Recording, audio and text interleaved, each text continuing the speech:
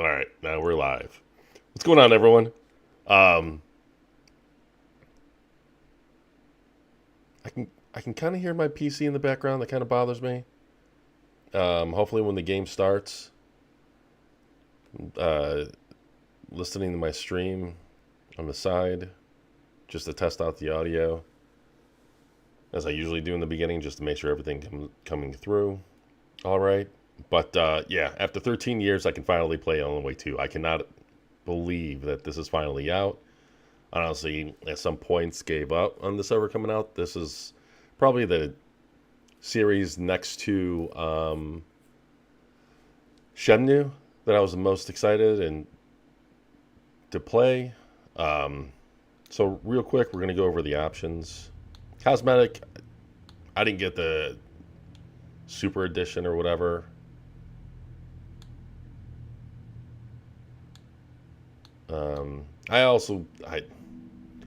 I really shouldn't have, but I double dipped on this. I'm actually going to be playing this on PC, but I got the Xbox version as well just to be able to easily stream it. Yeah, we only got a gun skin for Alan Wake, and for Saga we have this different sweater. I don't care about any of that.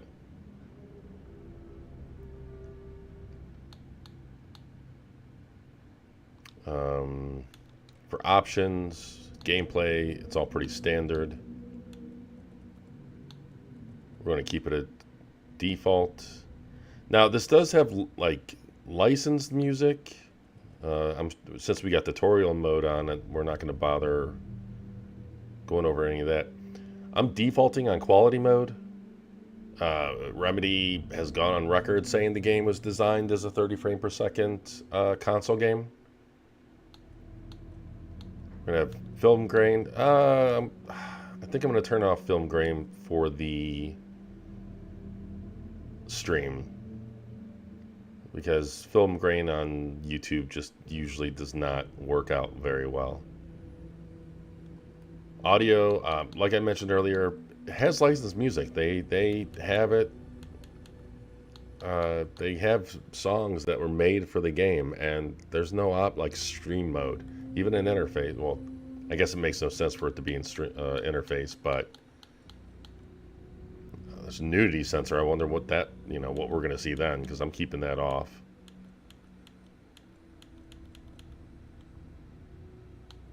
But yeah, pretty standard. All right, let's get this show on the road.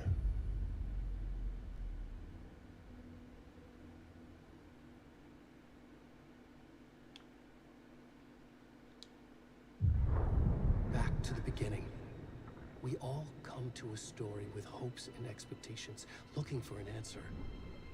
Sometimes it would be better to live with that hope without ever knowing the full story. Seems like there's still film grain on these live action scenes or videos. Either that or the bit rate isn't that high. I'm playing on the game monitor, so. In a horror story, there are only victims and monsters. And the trick is not to end up as either. But trapped by the genre, we are all ripped to pieces along the way.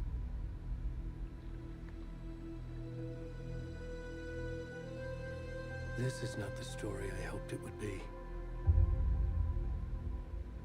This is not the ending I wanted. I wonder if that's alluding to like a bad This ending. story will eat us alive. This story is a monster. And monsters wear many faces.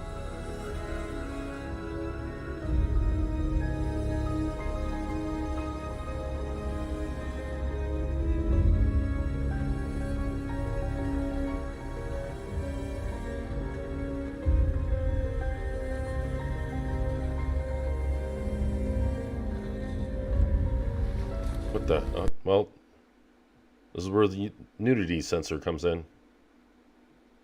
Wait, why did the audio cut out?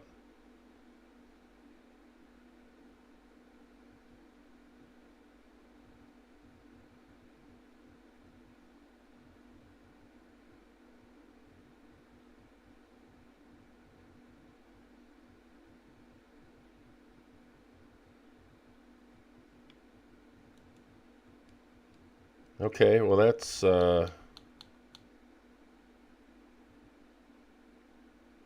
something.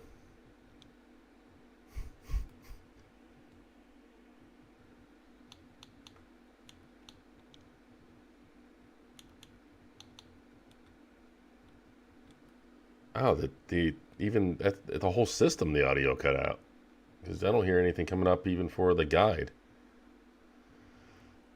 All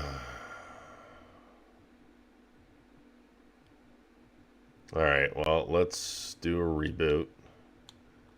It's disappointing.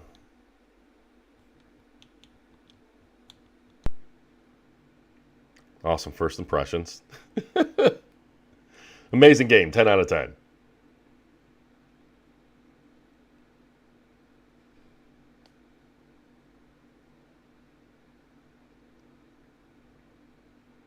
Hopefully, I'm hoping there's nothing wrong with the HDMI cable on the capture card. It kind of went in weird, but I didn't get any weird signals.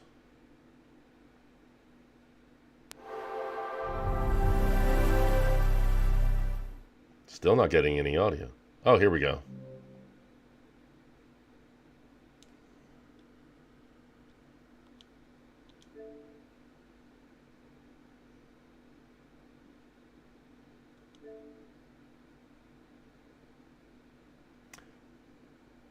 Hopefully now with the Alan Wake remaster, we're gonna quit this and then reboot it. Because the Alan Wake remaster, which was done by 3D Dot or something, wasn't done by Remedy, but if it's in quick resume, it messes up the cinematic audio. It doesn't play it at all.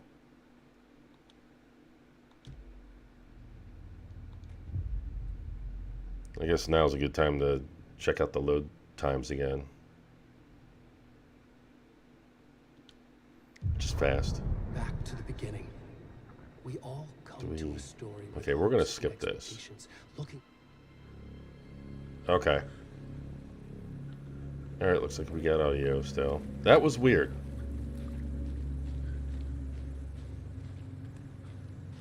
So, this is apparently me. This is what I look like in real life. Nude. Except I think I'm pale, more pale than this guy.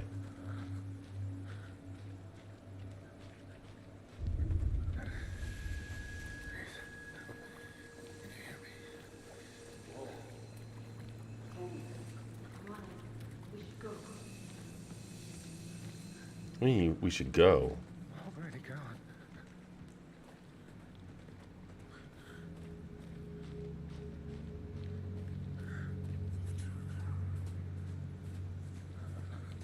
I'm assuming that's the detectives, the FBI, or police, or someone. Even if it's just a civilian, like, if you, well, I don't know. If you see a pale, white, naked guy walking through the woods, maybe it's best not to approach.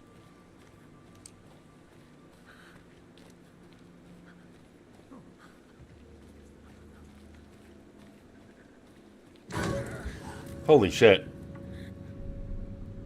That did make me jump a little. Now see here's one of the reviews did talk about these kind of screen pop-ups. And while these are cool now, I wonder if that's going to get old. I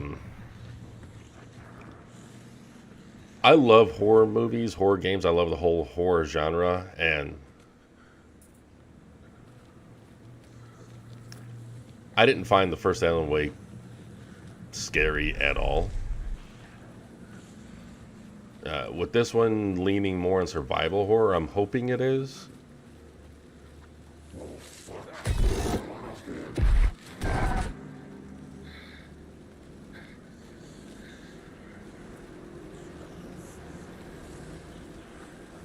I'm not holding my breath, though.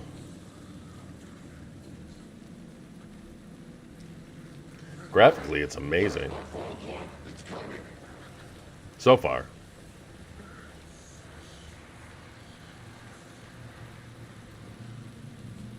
I love the fact that this game is utilizing newer features like mesh shaders.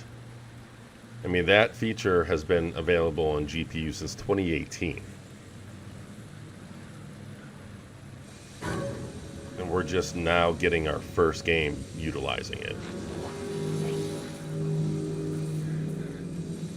Hey guys.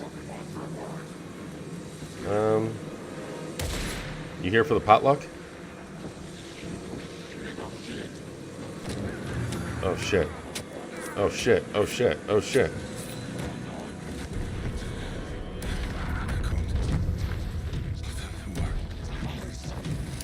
I meant to turn off notifications.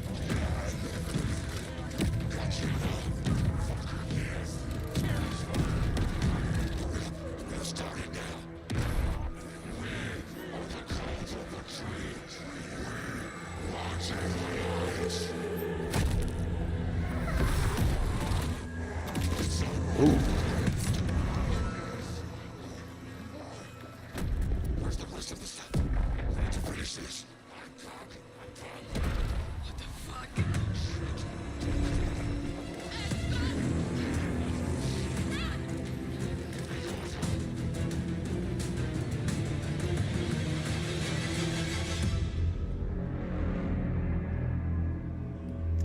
Oh man, it's interesting because I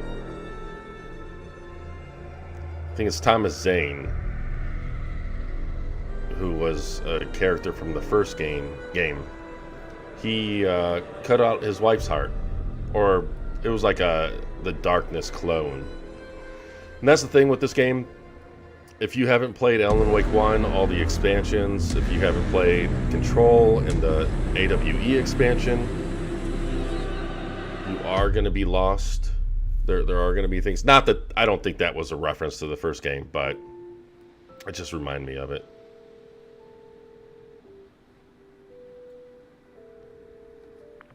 Hey, kiddo. How are you? I'm good, Mom. How are you? This trip might take a little longer than I thought. I'm sorry I've been gone so much lately, Logan. Oh my god, Mom, it's not your fault people get all murdery. What happened? Just work stuff. Right. Well, Dad and I are just watching the latest episode of Night Springs here. Mom, it's so good. No spoilers! I'll let you get back to the show. You were supposed to wait and watch with me. I love you both. This is what happens when you go on work trips, Mom. Love you too. And say hi to Casey. Tell him to stop brooding so much. Logan? I will. Bye, kiddo.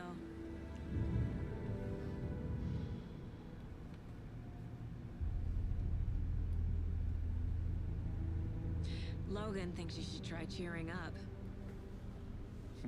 Snarky kid. Wonder where she gets that from.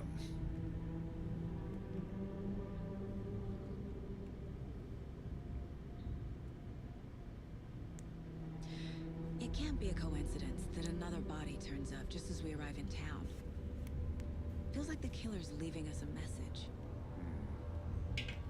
I'm glad you're on this case with me, Anderson. It's right up your alley. You should take lead. Think of me as the backup. Okay. Any words of advice? Nothing that would cheer anyone up.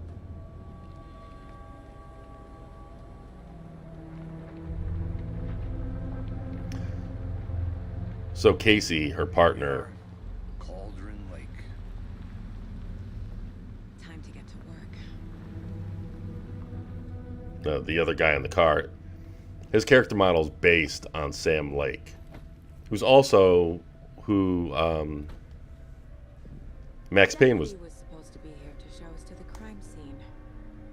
There's the car, so where's the deputy? Eaten by a bear. I'll check out that map. Who Max Payne's constipated character model back in the day was also based off of. Worth memorizing before we get swallowed up by the trees. So I do wonder whether or not. I should take a look at that map. Yeah, I know. I do wonder. So we got the Max Payne 1 and 2 remasters coming out from Remedy. And I do wonder if this is kind of like an early look. Dude, you're not even holding the cup. I do wonder if this is like an early look at Max Payne's character model.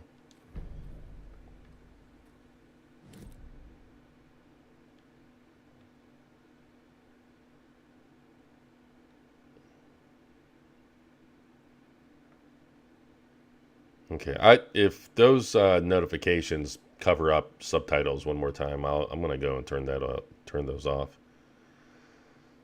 Location doesn't say anything about like objective. Oh wait, goals. Okay, but it doesn't have and that. You know what? I'm more than fine with it because I think I hear someone. Could be our deputy. I can go take a look. we can both take a look. Hey, over here. You know, I gotta say, you know, even Agent Casey, right? Sheriff Breaker said you'd be coming by to take over the case. You're half right. Anderson? I'm in charge here. But yeah, it's probably because of the motion blur, which does look pretty heavy, but it doesn't feel look framey. Because you know you get used to playing at 60 for so long. I wonder if this is something we can change on the fly.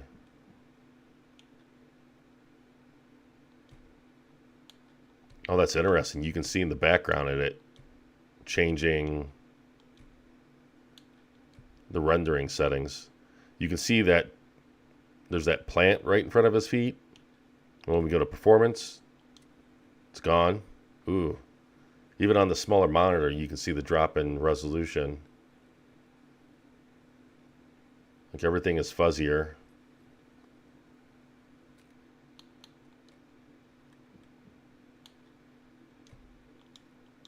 Now there's that plant. It's one of the... And everything is notably sharper. I plan to play my main playthrough is going to be on PC. Saga Anderson, I'll be leading this case. Seems you already know my partner, Alex Casey. Shoot.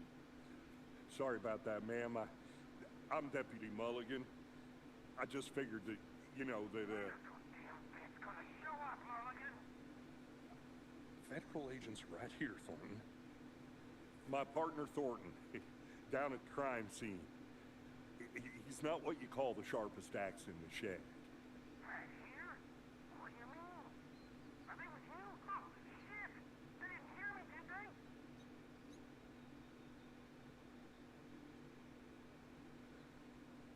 they? What can you tell us about the crime scene? Tell them about the heart. I was getting to that, Thornton.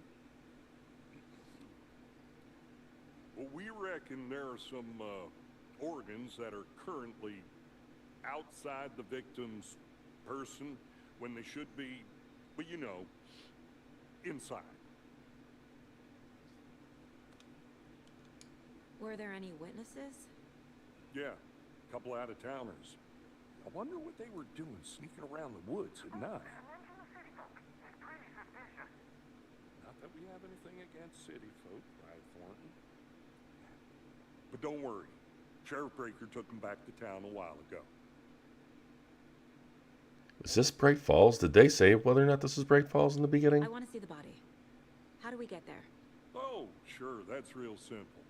Just through the hole in the fence, down the hill towards the lake, around the old convenience store. You can't miss it.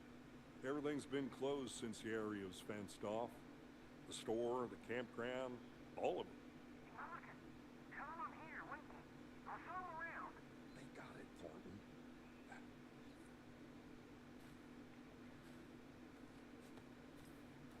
Thank you, sir. Before Before we get to the crime scene, there's time to review the facts of the case so far. Make sure I'm seeing the clues clearly.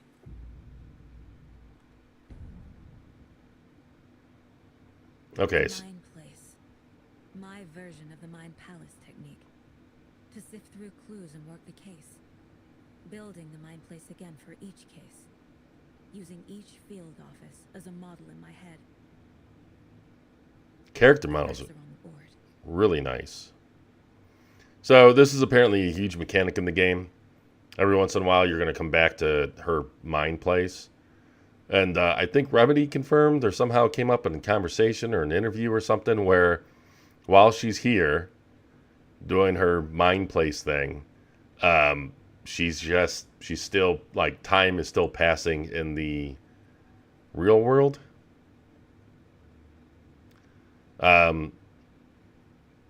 So the interesting thing, thanks to Digital Foundry, I found this out. This game does support a software-based form of ray tracing. I think ray traced reflections, like very low resolution. Unfortunately, it doesn't have the path tracing, which I don't think we should ever expect path tracing on, especially on a game like this on today's consoles. And it is using FSR 2.0, which is kind of used like causing a flicker and fizzle, like shimmer, like we see with the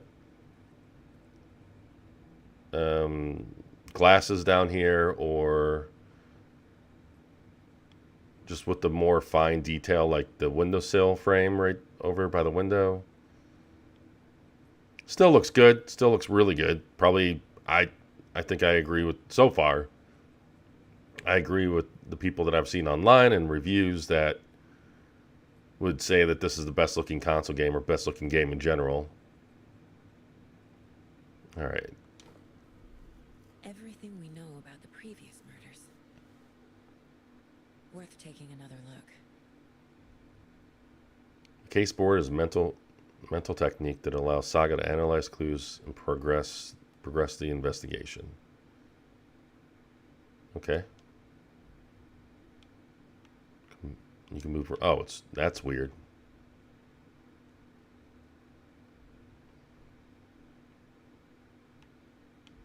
Oh, okay. So that's why you move the camera with the right stick.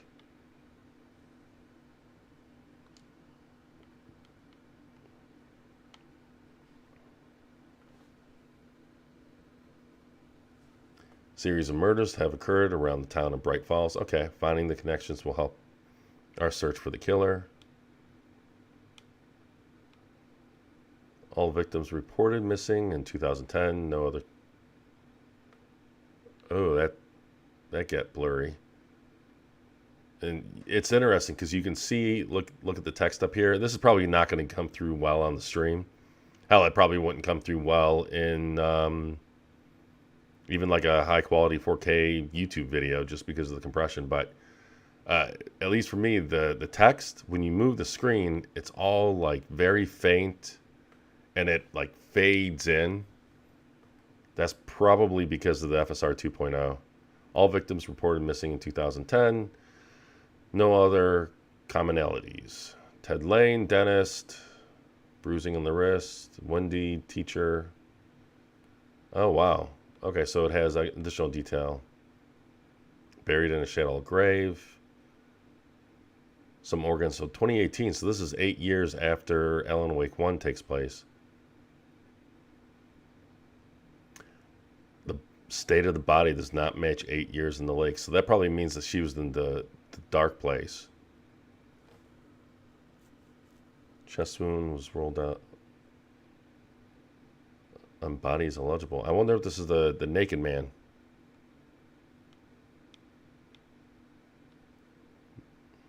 Slight differences, murder methods, bruising, some form of restraint, strapped or belted down.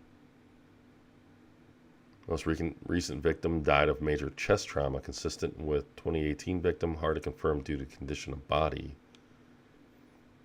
Bloating of corpse is indicative, I can't read today, I am so tired, of drowning, but only one victim was found in the water.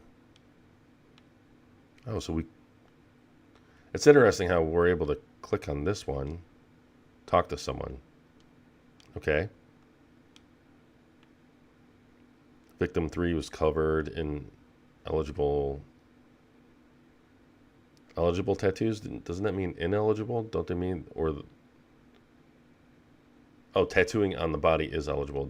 Okay. Or their art. Apart from going missing in 2010, the victims have nothing apparent in common.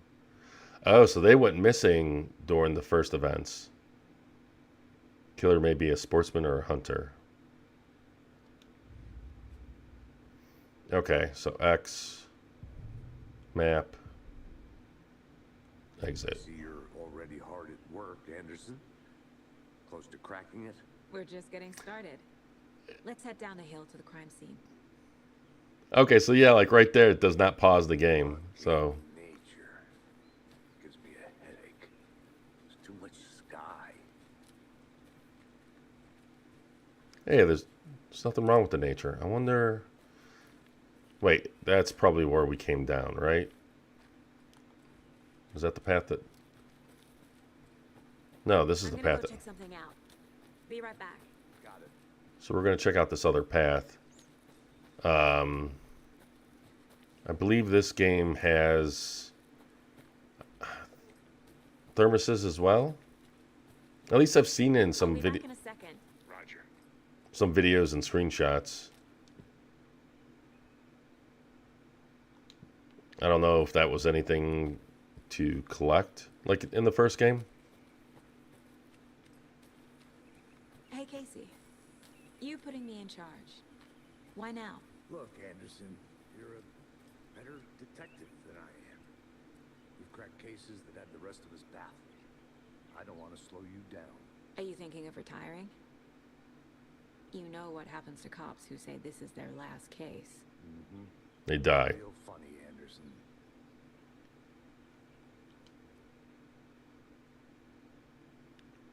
Bright Falls' own virtual baking champ.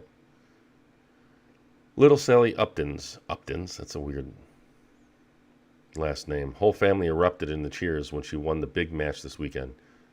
Was she playing soccer? Tennis? No. In this brave new world that we live in, her family was cheering her on as she won a match in a game that exists only on the information superhighway. Oh, virtual baking. Okay. The game in question was Mega Baking Star, in which players compete to make the tastiest treats and sweetest eats for their virtual judges online. Bright Falls congratulates Sally on her big win. That sounds like the weirdest competition. Does a hike a day keep depression away? Okay. So this is pretty standard for Remedy. They like to have a lot of... does it have a year? Oh, this is 2010. It shows it right there. They like to have like a lot of text-based side things. They kind of give backstory and flesh out the world.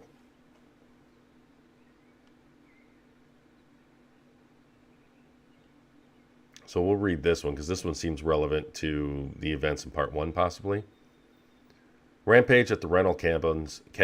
Unidentified man attacks vacationers in the dead of night.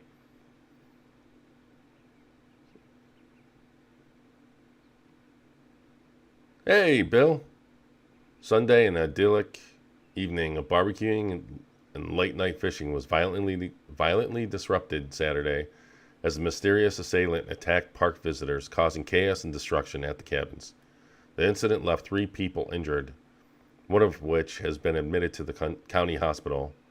As to whether the attacker is still at large, Bright Falls police have yet to make an official statement, leaving local residents in a state of uncertainty.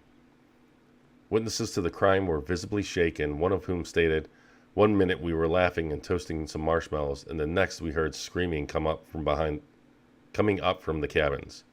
We didn't know what was going on, so we called the police and started running in the opposite direction," said Kurt Mill.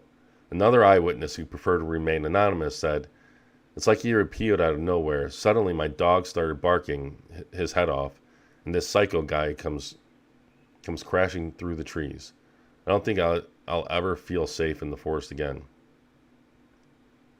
A representative from the rental cabins who chose to remain anonymous wanted to remind customers, if you have plans to stay in our lovely cabins later this summer, please get in touch with us, as we may need to rejigger some of the reservations based on the state of the cabin that you have rented with us. The representative went on to further remind future and potential guests of the wonderful amenities that can be found in their company's brochure on the website, which is real nice, state of the art. My nephew made it, and he's a real computer whiz. That's kind of a weird thing to say, to call it your lovely cabins in the face of an attack. The game looks interesting. Have not played the first one. Oh my god, the first one I loved. First one's great. I'm a huge Remedy fanboy though. Like, I will stand for Remedy like forever and a day. They just don't miss. And I don't think Crossfire X counts, because that seems to have been given a budget of like $100, and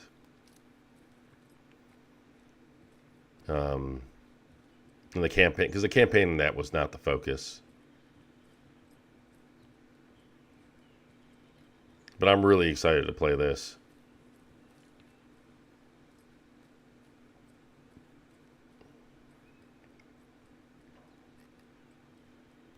Stairs are out.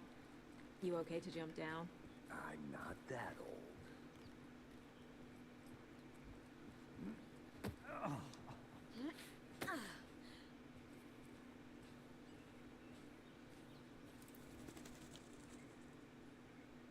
Mirror Peak.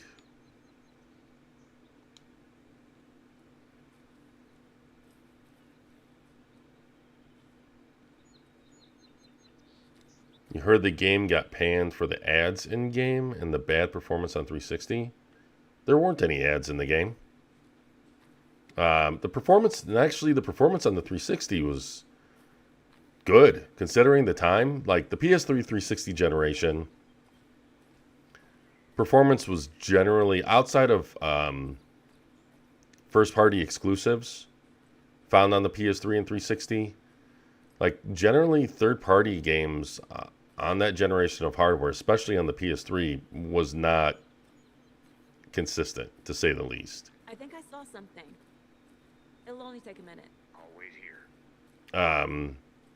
But considering everything that the first game was doing, what? Oh, okay. I just stopped moving. Considering everything the first game was doing, no, it actually had, like, there were frame rate dips here and there, but it didn't have frame pacing issues. For the most part, the frame rate was solid. I mean, it was an exclusive, so again, that kind of goes along with what I said a little bit ago about exclusives being the better performing games. But, you know, it ran better than Gears 1, ran better than Gears 2. No, the main thing that the game got Kid's lunchbox? An Alex Casey movie lunchbox. Casey hates the endless jokes about coincidentally having the same name as a fake detective. He hates those cheesy crime books, but he really hates the movies.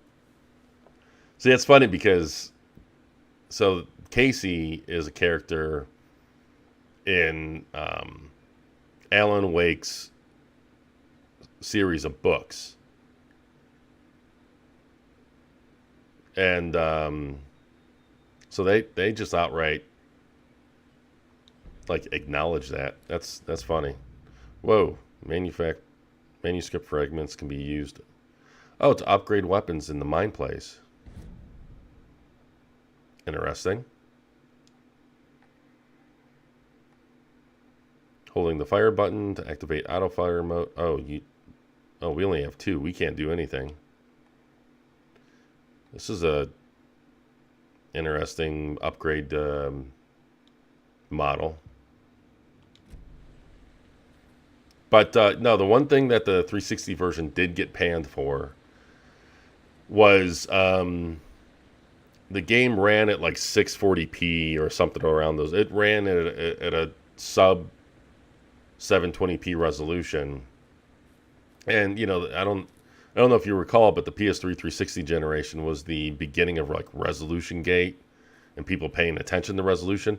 Largely think Anderson, Not a bad place to get murdered. if getting back to nature is your thing. largely because of Halo. Halo 3 was one of the earlier games to get pixel counted. And largely because people were wondering why they were seeing some of the visual artifacts they were seeing. And that too was a sub 720p. Heck, Alan Wake and Halo may have even ran at the same native resolution. And then Remedy used something like, it had 4 times MSAA, so it wasn't jaggy, it was just soft. But the low contrast, low lighting, Should have brought an umbrella. I like the rain. The only thing around here that feels like home. You think the local law had the sense to put up a tarp? If they did, next coffee's on me. the art style, the art direction for the first game, it meant, you know, because of it, the low resolution wasn't a big deal.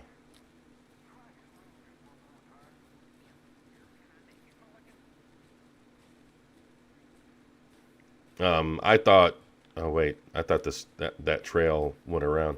Even, you know, back then I thought the game looked amazing. See you in a bit. Take your time. It did some things. And the thing is, like, resolution is only one part. It's always been one part. I know that sometimes marketing will make a big deal of it, and thankfully, the focus on resolution these days is pretty much long gone, unless the developer kind of, you know, chooses to highlight it or bring attention to it. But back then it was definitely a big deal because HD was like the new thing in town. It was a new buzzword. And so any game that was like sub 720p kind of got that negative flack.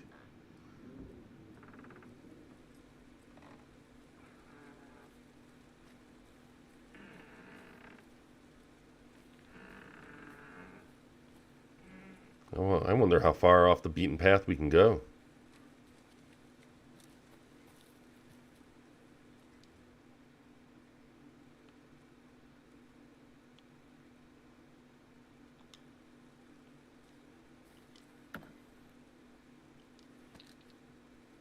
What are those?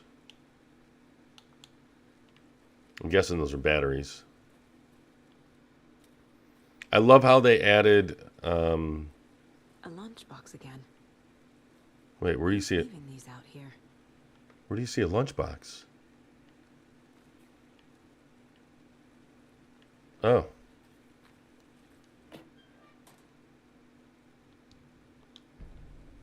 Nice. I do like how they have like a survival horror angle to this.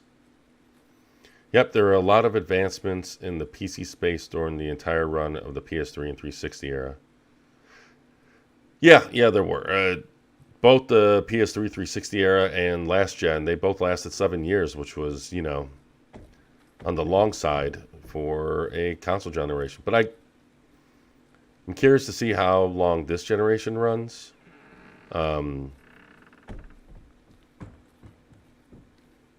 Last gen, I think, lasted as long as it did in part because we got the mid-gen refreshes that kind of helped carry it through. And wow, you can really just wander.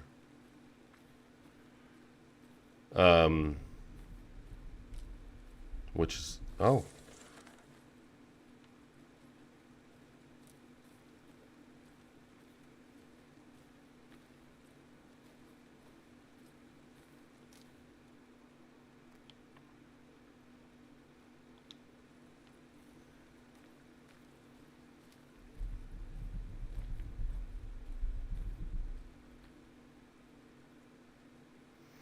You know, one of the things that's really difficult for games to do is like indirect lighting. Things, what you see all too often is parts of the game like not sitting well lighting wise in the world, and that's one thing that this game apparently really excels at, is properly placing items, objects, and Can't go characters. any further. Water's too deep.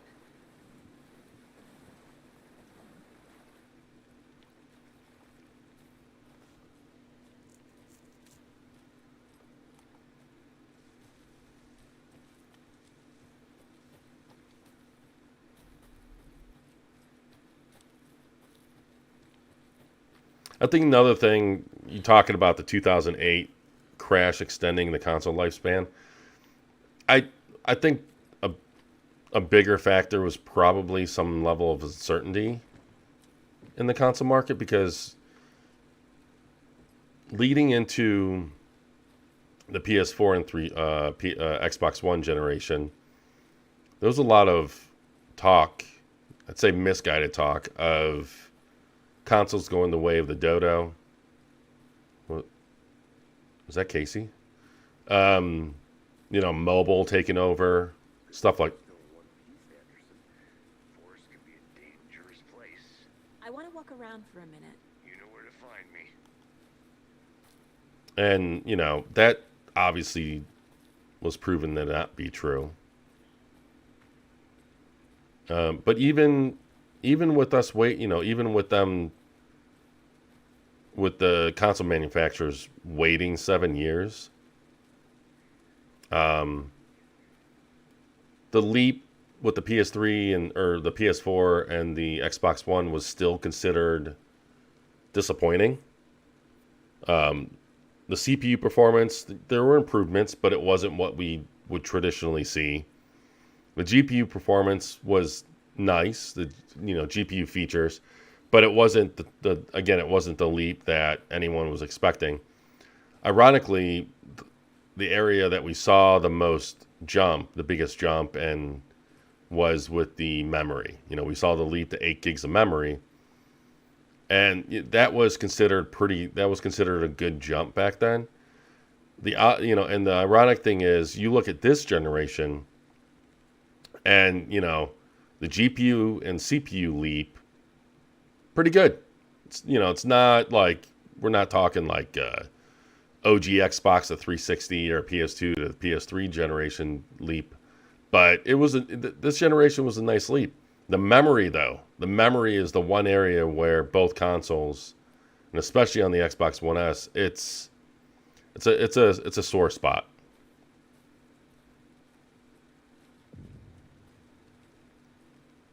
Hey! Deputy Thornton, I take it. That's me, at your service, ready to get this case solved. Now the body's behind the store.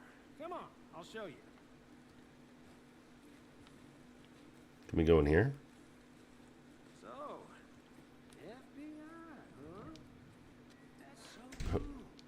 Hunting down psycho serial killers, shootouts with the mob.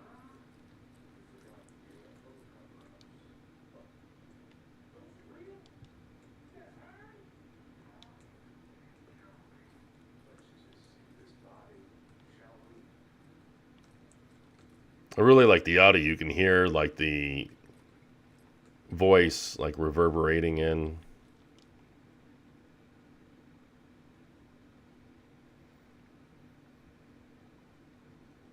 Nothing to report. Some animals, regular hunters out after dark. Poachers heard some gunshots. Not one of ours. Got to keep an eye out.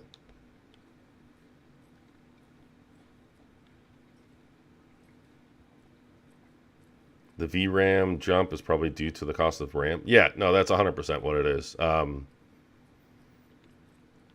The density and cost of RAM and everything has not progressed to the same extent that we've seen, with processors. And it's unfortunate.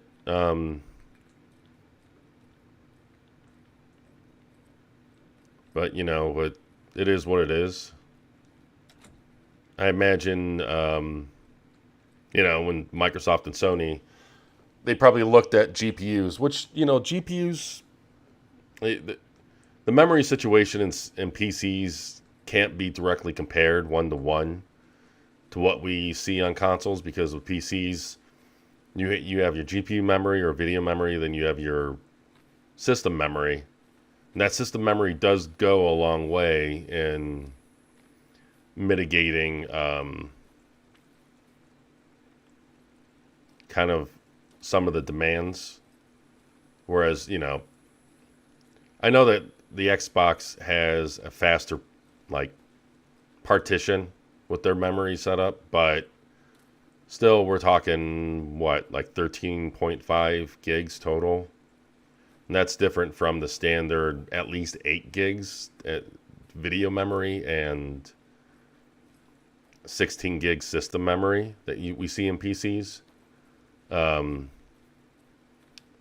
imagine Microsoft and Sony probably thought, hey, you know, like popular GPUs, they're between 8 to 10 gigs of video memory, so dedicating 10 gigs of fast memory on the Xbox at least should be enough. But, you know, we've seen our fair share of developer comments regarding the memory constraints, let's say. But, you know, again, it is what it is.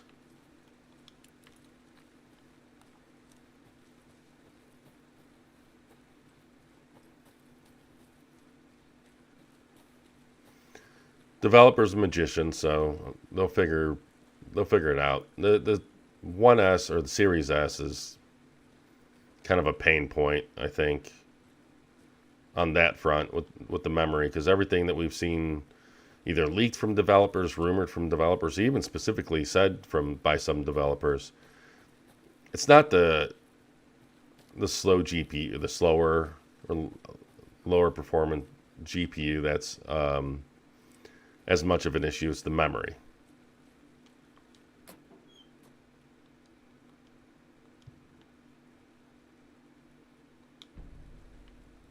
Because, you know, on the graphic side, the CPU is it's very close to what we see on the PS5 and the Series X. And the graphic side, you know, graphics, it's much more scalable than what the memory consumption, you know, would turn out to be. Like, you can lower texture resolution and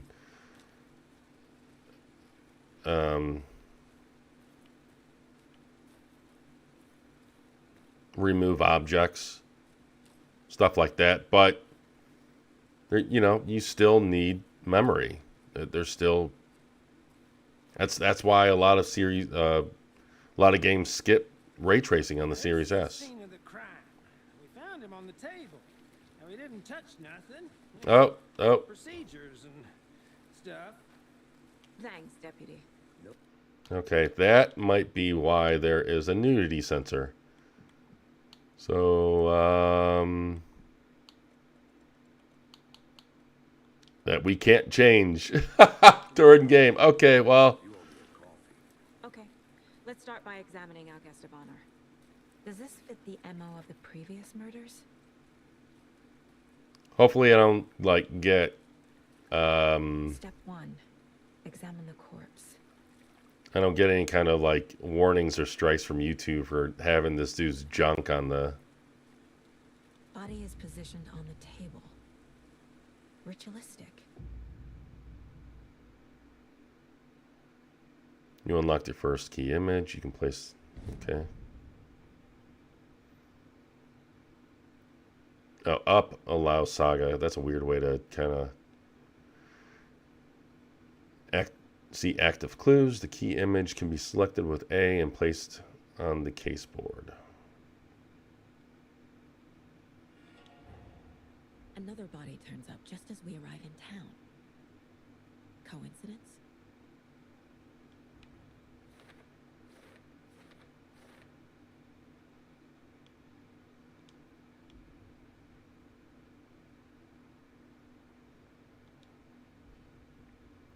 Objectives are viewable in the case board and your goals. Why? Okay.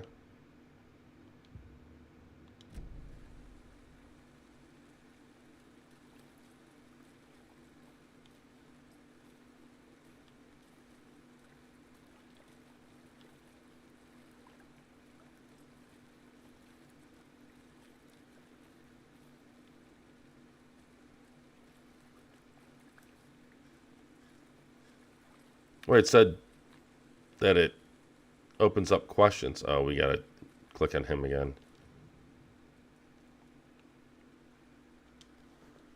You can collect clues from the body to progress the investigation.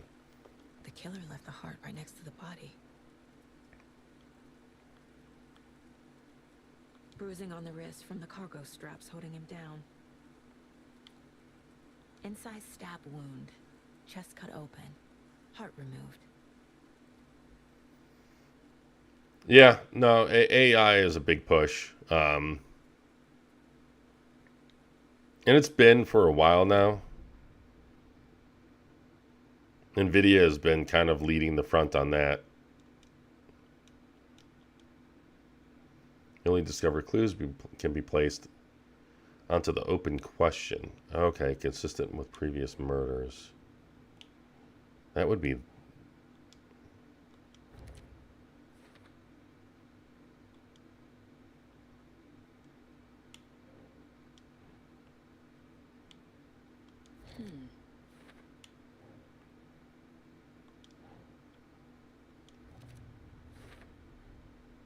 Heart removed from chest. Okay. Strapped by the wrists. Definitely matches the previous murders.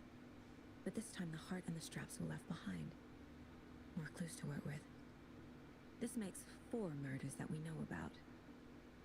Character models just are great. Okay.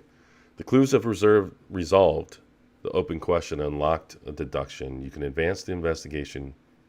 As you advance the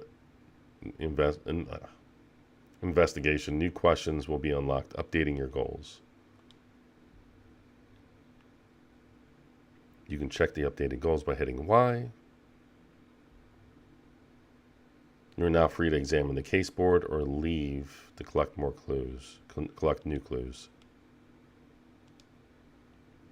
Find evidence. Talk to someone. Okay. Who is our victim? Who killed him? Need to find more clues. Any idea who the victim is? Oh, I sure do. His name is Nightingale. He was FBI. He came to town about 13 years ago. That's Nightingale? I haven't heard a word about him since. Well, until now. Nightingale? Robert Nightingale? Oh, yes. You probably knew him. Brothers in arms. Oh, and sisters. He was in the first game. So you knew our victim. Well, I didn't recognize him in his current state. But yeah, I ran into him a few times at Quantico. Never worked any cases together. After his partner got killed in the field, he went off the deep end. Got the boot pretty quick after that.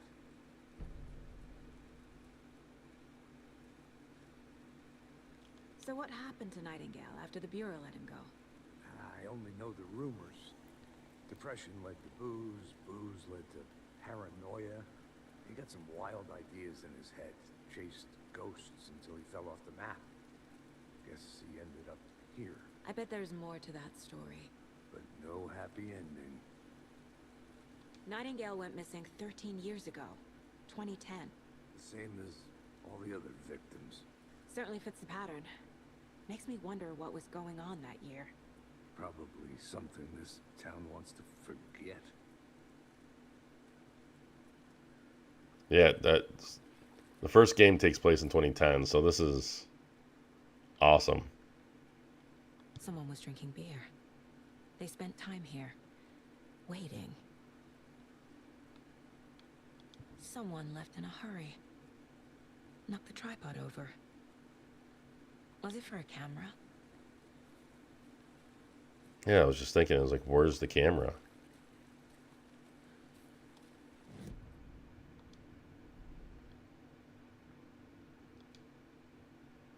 Okay, so we...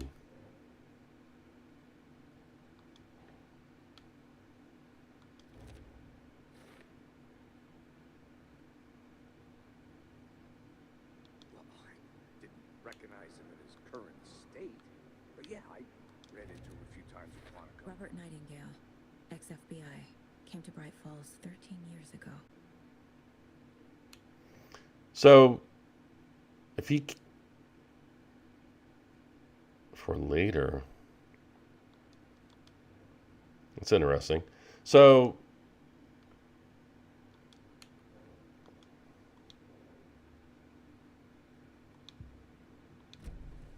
Was he killed here or brought here after? For display, large amount of blood on the table. The victim died here. So that's interesting where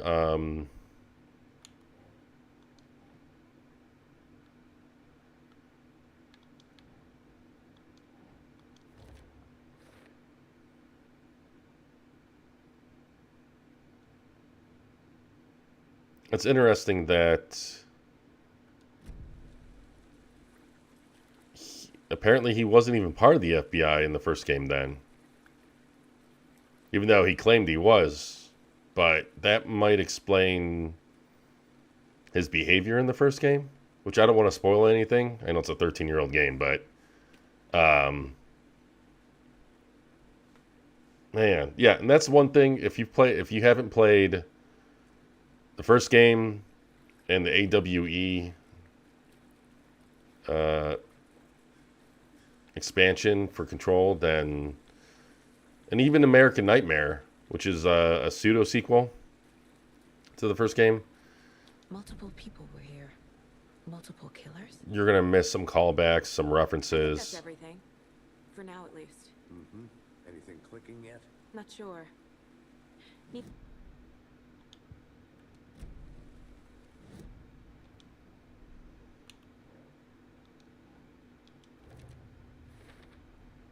Boot prints indicating multiple killers. Quite the party.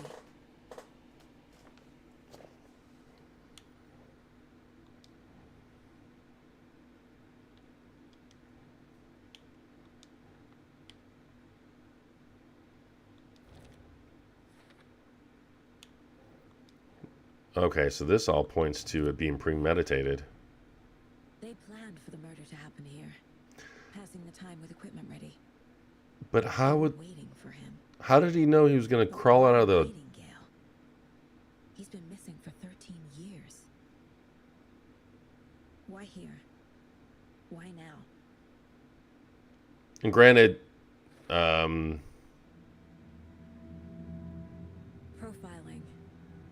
Get into the subject's head. See what they saw. Feel what they felt. Use whatever I know about them to guide my intuition to a revelation. Piece it together.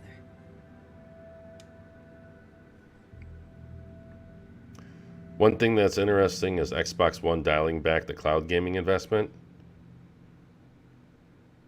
Or Xbox are... Yeah, you know, that's interesting that they're... I mean, they haven't seen the return on investment there. Like, it seemed like they were anticipating. I mean, I can't blame them for trying. I'm glad they didn't... Can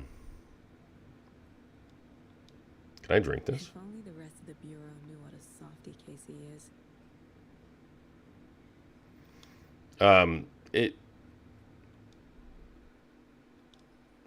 I don't want them to stop investing in it because, you know, it's a nice add-on.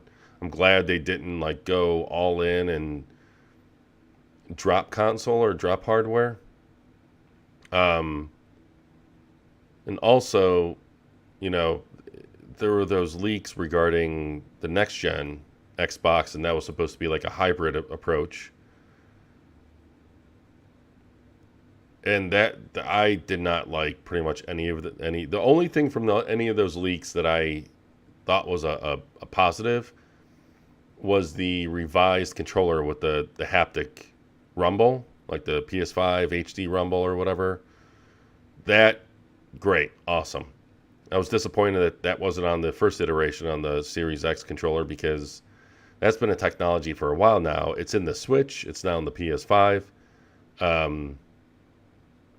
But other than the reveal about a new potential new controller, everything else I'm not. First ever prank on Casey. A true classic. I'm not a fan of a lot of those rumors. Now, my hope though is, them. Okay, so nothing happens there. My hope though is with Cloud not getting the success that they kind of dial back on the hybrid approach too. I'll be home soon.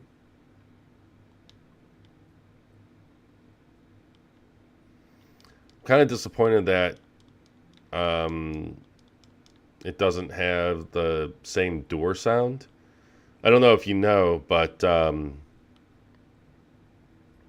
say probably since Alan Wake 1, or Alan Wake, Max Payne 1, Remedy has pretty much used the same, like, can't open a door sound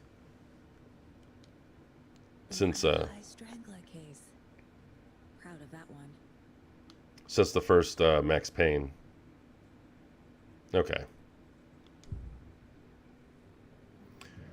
Using her intuition, Saga can discover new clues by profiling people of interest. Agent Nightingale has been MIA for 13 years. How did he end up here? Up from the lake that's not a lake. It's dark.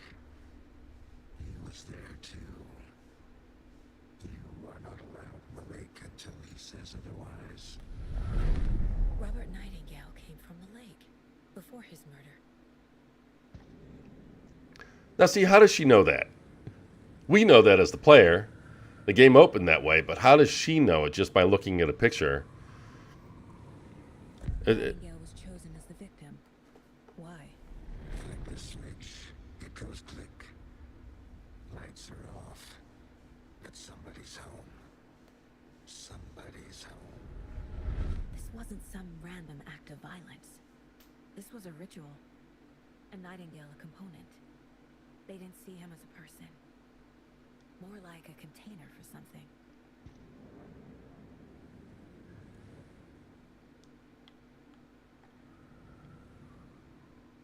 Did he have the darkness in him?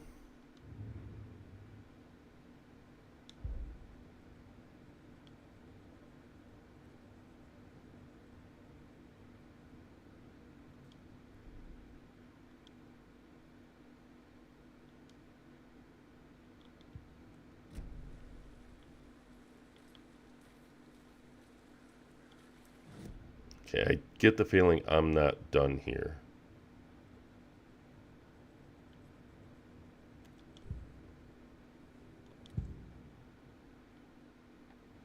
Agent Nightingale has been MIA for 13 years.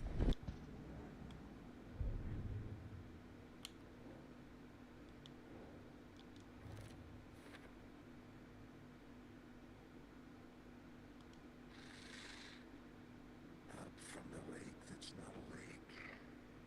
It's dark. He was there too. You are not allowed in the lake until he says otherwise.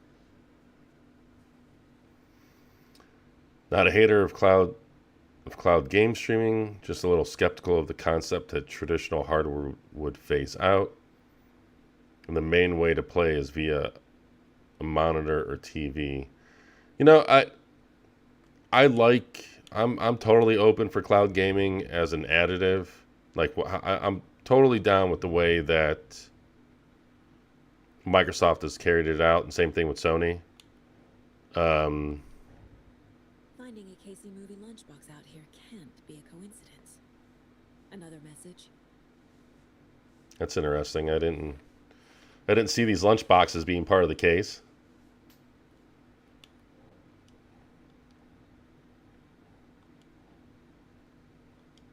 Doesn't look right.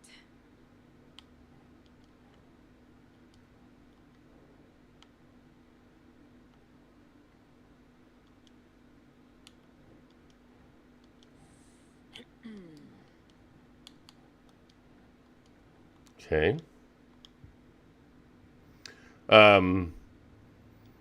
You know, my issue is tying anything specifically to cloud, to the internet. Giving any it, I would have less. I'd be less skeptical if ISP providers weren't such bastards. How come I can place that one, but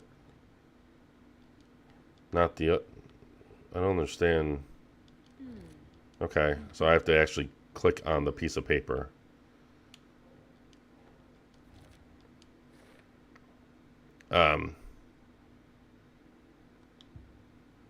You know, and that's just, wait.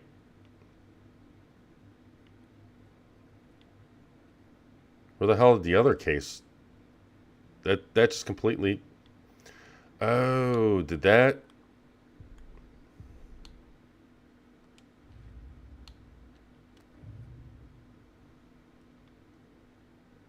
Okay. Okay.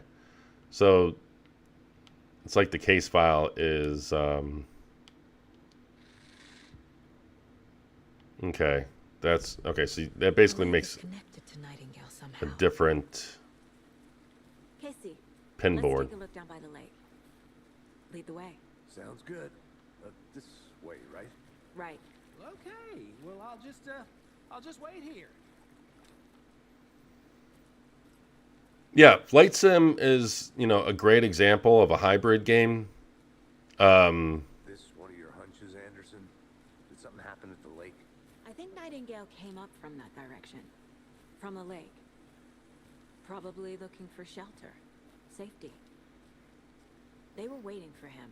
When you're ready, I'd love to hear what you put together so far. Sure. It's not that complicated. Nightingale was out in the woods alone at night, possibly nude. The killers knew he was here, ambushed him, dragged him to the campgrounds, strapped him to the table, cut his heart out. But then they were interrupted by those witnesses, the Bookers. The job is unfinished. That seems pretty complicated to me. What was this guy doing skinny dipping at this time of year? Haven't figured that part out yet. Mm-hmm. Lots of questions. Lots of answers for us to find. I didn't know trees got that big. Gives me the creeps. You need to get out more. They don't Kind of creepy though. They don't realize that the darkness, like, is under the lake. That's where the source of the darkness is. But yeah, you know, Flight Sim, great game. Wonderful utilization of hybrid. I just don't like the idea of the hybrid approach becoming standard. You know, like we see these like ChatGPT mods for Skyrim, and it's interesting and it's very impressive, but at the same time, A witch with no heart. A strange echo of owl murder. that's also a reference to the first game. But yeah, I just, you know, when I think about, there are times, you know, I mean, crap, I didn't have internet. Like, it's almost like an annual thing where my internet shits the bed for a week or two, or I'm traveling. You know, I was in Cleveland recently. In the hotel there, I brought the Series X. I didn't bring the Series S. And the internet there was like topped out at 7 megabits per second. Like I was downloading, I was trying to download the update for Halo, Season 5 update. And it actually paused the download and Go asked check something out. Be right back. me to check on the connection because of how slow it was. And it's like, you know, our infrastructure nationwide, worldwide, just is not there. And on top of that, not that I'd ever, I'll never think or say that developers are lazy, but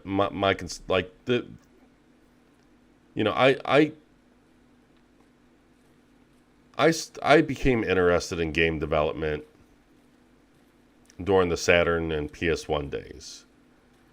Because, back then developers, and granted, game development is a lot different now than it was back then. Back then, writing code in assembly was pretty common. It was a thing. Whereas now, I don't know of a single game that's written in assembly. Even during the PS3 360 generation, there were parts of the code written in assembly.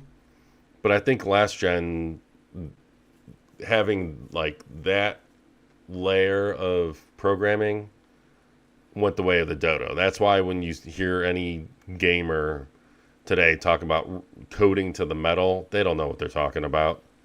Coding to the metal, and I'm not saying no one, that there isn't any assembly done, but games are so complex that I think most developers don't consider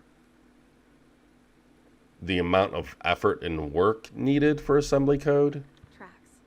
Barefoot. to be worth Nightingales? the performance gained. From under the boulder. Makes no sense. There's a piece of paper on the ground. You gonna pick it up?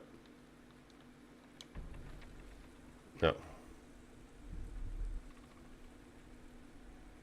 A page full of text on one side. Not a printout. Written with a typewriter. Old school. Lines scratched out and edits added with a pen. Like a manuscript.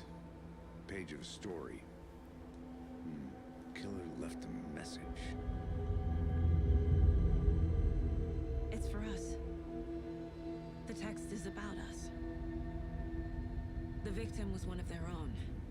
FBI Special Agent Robert Nightingale. And then there was the page they found. The first step down into terrifying depths. Reading the words. These words felt like a message. Felt like a message. Someone knew they were here. Someone playing a game with them. An invitation. How could they not accept? Even if they knew it would end up hurting them.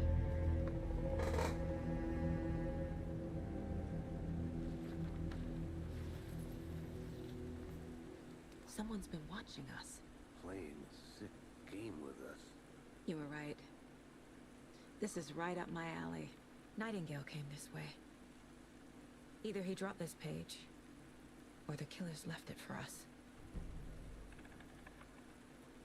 I should profile Nightingale about this page.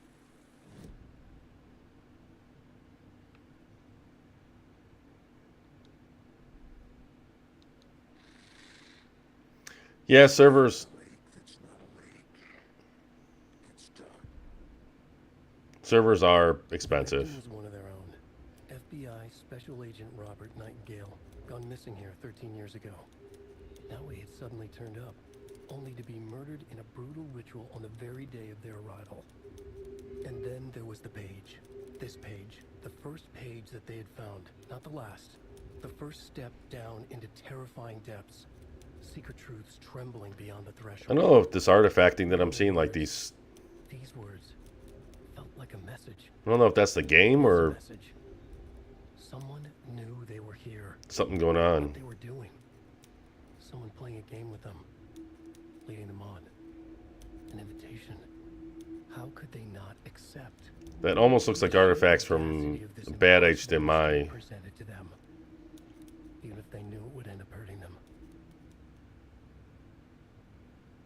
But it doesn't happen in games, so maybe it's just part of the video.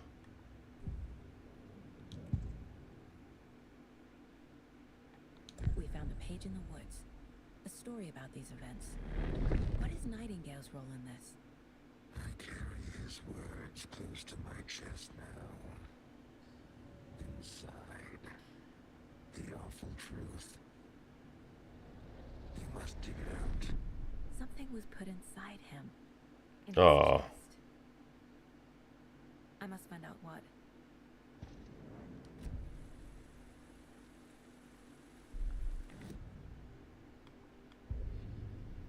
At least to highlight what we haven't done so far. I don't like how my camera was not set. I should have realized this post screen. I'm so anal. I hate it.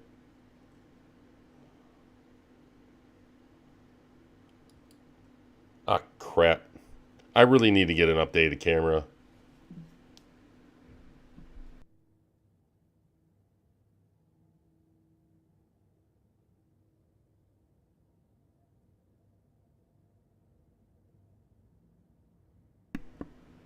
Son of a...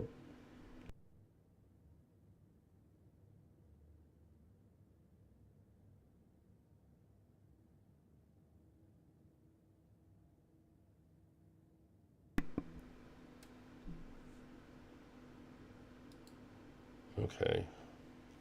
And we're back. It's annoying. I've had this camera for 7 years. And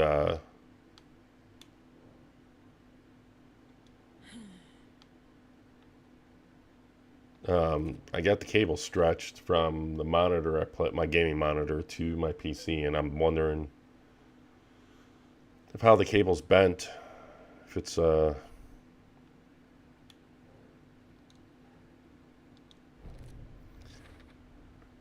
think he came from the lake. But his tracks make no sense.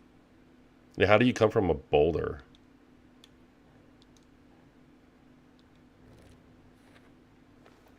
One of the reviews, I haven't watched that many reviews because I kind of wanted to stay in the dark and as fresh as possible.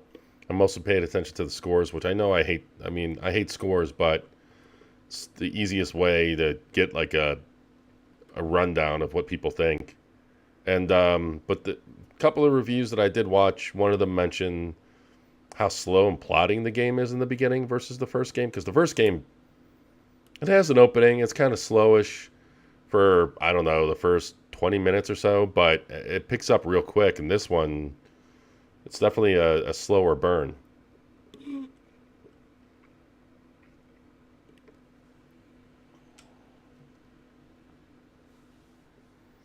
Oh, this game looks amazing. Honestly, it,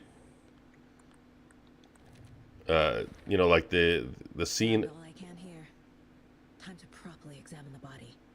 See what I can find inside. The scene earlier where, Casey, I think something's been put inside Nightingale's body.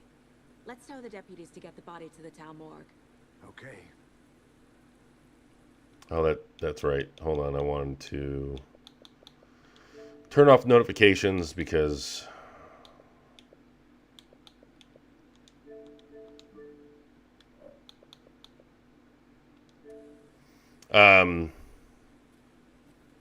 yeah, the scene earlier with the cult members reminded me a lot. Whoever wrote that page made sure it read like a story. Like a scene from a thriller. I hate all of it. The text said we'd find more. I believe it. But what's the purpose? They're twisting events to create their own narrative. To do what? Entertain some fantasy? Projecting their desires? Are we characters or the audience? Witnesses to their design? All the above? It's all about control. All the above. Deciding what happens to who. Don't let it drag you in. Too late. I'm already hooked. I need the next chapter. See, all the stuff that they're kind of talking about, it's explained in the first game. I am loving this. But yeah, the part earlier with the cult members, I keep getting interrupted by the game, reminded me of Hellblade 2. Like, it's almost like we're seeing Hellblade 2 graphics today. Hey, you made it back. Good. I hope you didn't get stuck in any of those big puddles. Crazy flooding down there, huh? Just like I said. Yeah, it's, you know, that's running, I believe that Hellblade 2 is going to be running on Unreal Engine 5, but this is Remedy's own Northlight engine. Deputy, I want the body taken back to town for a proper examination ASAP. Well, sure. But the coroner won't be back in town for another week after Deerfest. Not a problem. I'll do it myself. Oh, and Sheriff Breaker called to say he's got the bookers at the Oh Deer Diner in town. Oh, and I've got a key to the gate. It's a shortcut back to the parking lot just up the hill.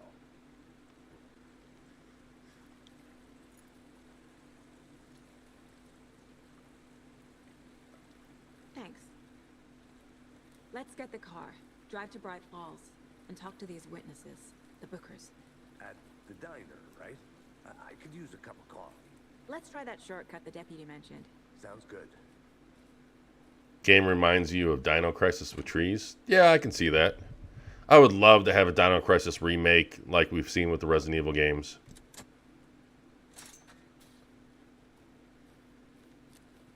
And I can already... A nice town so far. Murders aside. Pretty woods. Cute lodge we got set up in. We should go for a hike if we get a chance. Now you're just being mean, Anderson. Deputies aren't exactly up to the task, but hopefully the sheriff will be more helpful. Not a surprise about the deputies. Doubt they've seen much stuff this gruesome.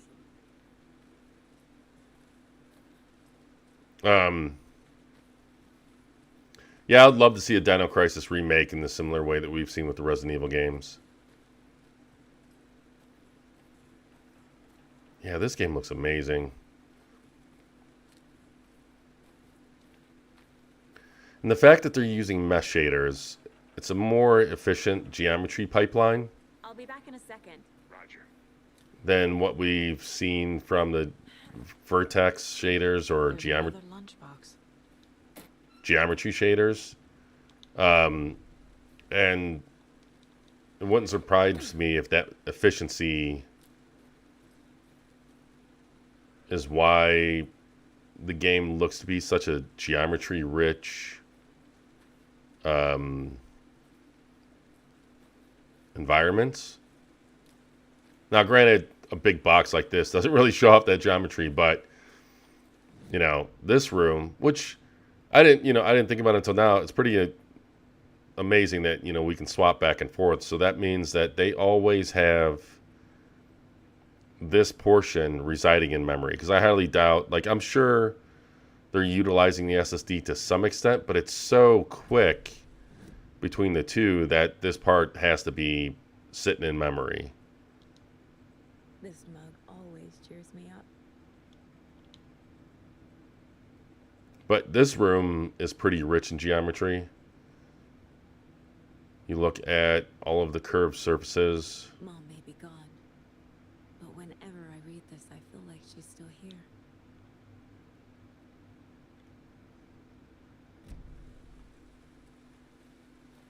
I mean, we're moving past the days where we can see, like, polygons. We're pretty much past that.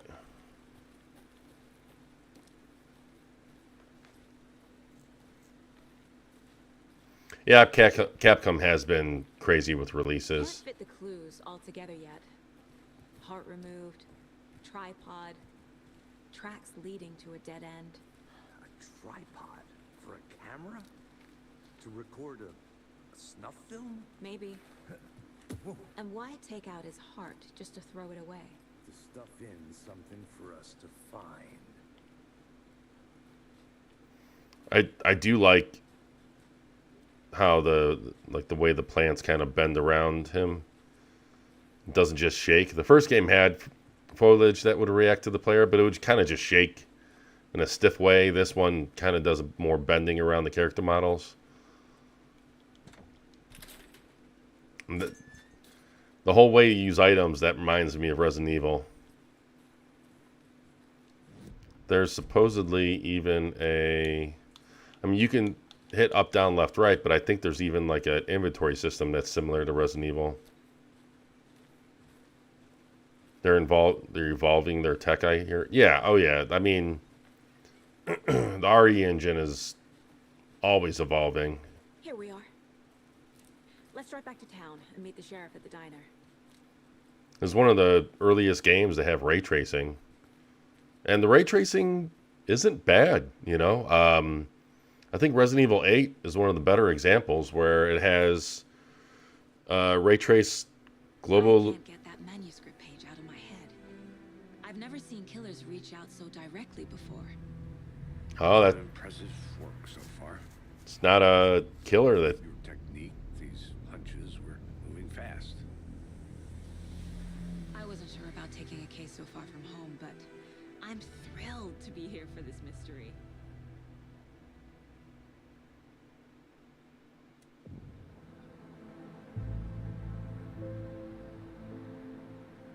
Need to swing by the lodge to get anything from the field office? No, I'm all set.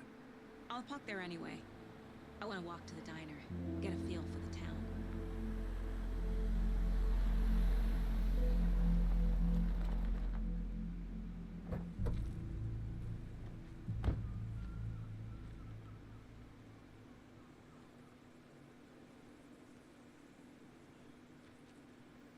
The diner's just up the waterfront.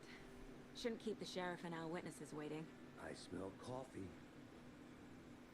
it's interesting how they kind of realized the original plan of the first Alan Wake. The first Alan Wake was meant to be like this open world game. And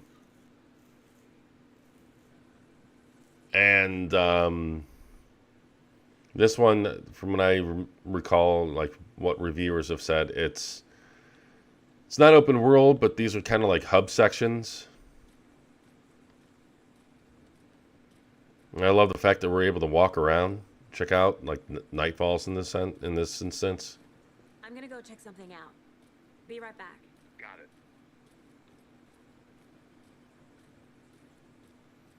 Can't wait for Dragon Dogma 2. Yeah, I gotta beat the first game. I still haven't played through the first game. I didn't think it would be as good as it turned out to be. And then by the time, I realized that it was good, I kind of moved on the PS3 360 generation. And then there was a remaster that came out last gen. And I think I got it.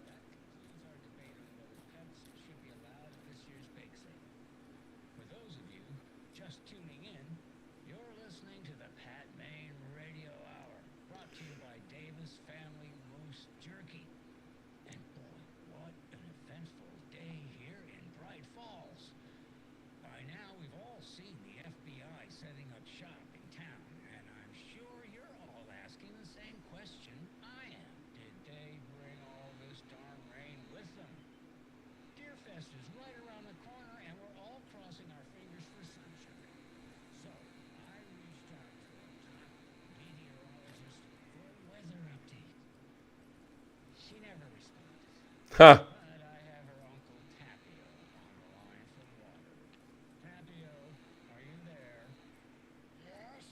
Oh, God.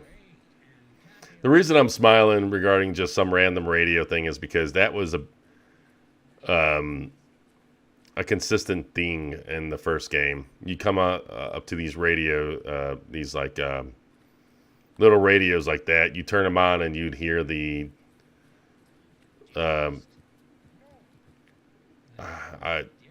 DJ. It's not he's not a DJ. Well, I guess he'd be a DJ. He's like a talk show DJ or whatever, radio talk show host, and you meet him early on in the first game, like right at the beginning, pretty much. And it kind of sounds kind of okay.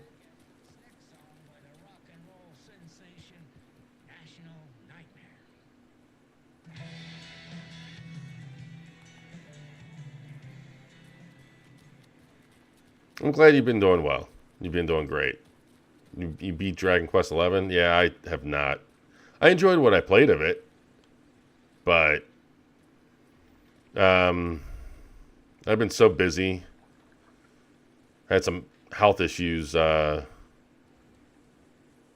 a month ago. That went on for almost a couple of weeks, and then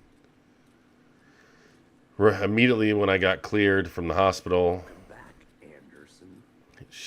he keeps on saying it like that. Welcome back, Anderson. And then I had to do some traveling for work.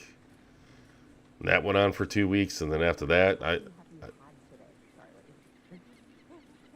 just did travel. I traveled more this week. It's. Can we have some coffee? Can I grab?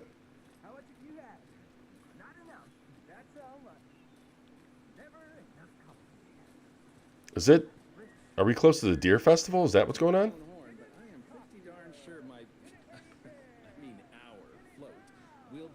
Yeah. Just a few more days. It's a nice looking float for sure. This is my first Deer Fest, so I don't know what to expect really. It is gotten big plans for the day after the festival. Well, that. It's known as the staying in and eating your body weight in pancakes day around here. You need to recover after all that celebrating. That was a weird way that the conversation played out. I'll head straight to the old deer when I wake up. Oh, you won't be the only one. Yeah, the Deer Fest was in the first game. They were getting close to Deer Fest starting.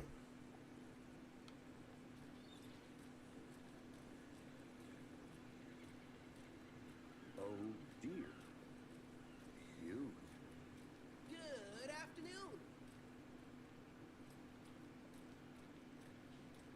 Let me guess. The FBI. Welcome to Bright Falls. It's nice to have you here. I got you both some coffee. Oh, it's Washington's finest.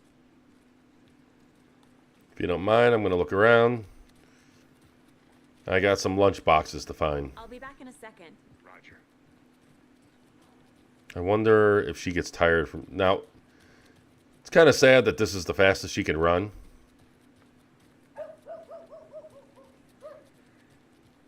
The audio sounds really nice. Okay. This can't be the right way. Okay. But at least she doesn't get as tired like Alan Wake did in the first game. He'd run like 10 feet and then get winded like he was a smoker. Tweet, my streets. Now why'd you go and do that? I was hoping they would react. Scaring the poor little things. The days of our lives are Sorry. And they end. In the end, they end. So, how have you been? I hear things are looking up for you. Oh, thank you. Yes, that's correct. My efforts are... Can I sit here? Is that what this is? Oh, no. How lovely. I'm proud of you. Yeah, I'm loving 3D audio. Like, I've enjoyed 3D audio since last gen with Dolby. Hey, here we go. This is why I went wandering around. And that had 5 in it. Wow. Yeah, I'm a huge fan of 3D audio. I do wish Microsoft would improve on theirs in a bit. Like, I'm not a fan of how you have to pay for Dolby Atmos on Xbox and you don't have to pay it for on PlayStation because the way they integrate it into the console. I don't know if it produces... And I imagine the vast majority of players don't notice it, but when you use Dolby Atmos on Xbox, it also produces a very ever so slight delay with the audio. I wonder if that's still the case, if that's also the case on PlayStation. Who else to keep this city clean if not I? I wish Microsoft... Protect its citizens from the dangers of unsanitary conditions. Oh, you're the janitor. Okay. Windows Sonic, Microsoft's proprietary audio API, just isn't up to snuff. I wish they would have licensed or work with DTS or Dolby Atmos on making either one of those platforms the default audio platform on the Xbox. Because that's the thing with that's the one benefit with PlayStation. They have their I forgot what they call their 3D audio API hardware. And the thing is, it makes sense for Sony to focus so much on the audio portion because they couldn't really focus too much on the graphics side since Tempest, thank you. Because it was on paper, it was there wasn't much marketing potential compared to Xbox, whereas Xbox didn't spend that much time on the audio hardware, the audio capabilities of the Xbox. So, you know, it gave Sony room to have something to market. It makes sense. It's fine. But, you know, the audio capabilities in the Xbox is as capable, if not more capable, than what's on PlayStation. But I think Sony did a better job on the API front. You know, with how 3D audio is built directly into their tools, and it's the same for Xbox. But again, you know, you're either utilizing their Windows Sonic, which is not as good, or you'd be utilizing either DTS or Dolby Atmos, and you have to pay for both. So it's not as seamless, I would imagine. Nice to meet you, Sheriff. I'm set for coffee. You know, I wouldn't say no to another. I'm Agent Saga Anderson. This is Agent Alex Casey. Tim Breaker. And let me just say, I'm happy you two are here. Frankly, we could use the help. I just recognize who that is. That character model is based on the main character in Quantum Break. He was Iceman in the X-Men movies. I don't remember what the actor's name is because I don't pay much attention to actors. But, yeah, that's who that is. Your deputies said you had a couple of witnesses here. They made them sound like suspects. Mulligan and Thornton are still on about that? No, the Bookers don't strike me as the murdering type, but you can decide for yourselves. They're just inside having coffee and pie to calm their nerves. I'll see what they have to say. Casey, you compare notes with the sheriff. Take your time. We looked through the case files you sent over, Sheriff. Have you had many people besides the known victims go missing? Sure. But it's slowed down ever since Cauldron Lake was fenced off. Let me guess.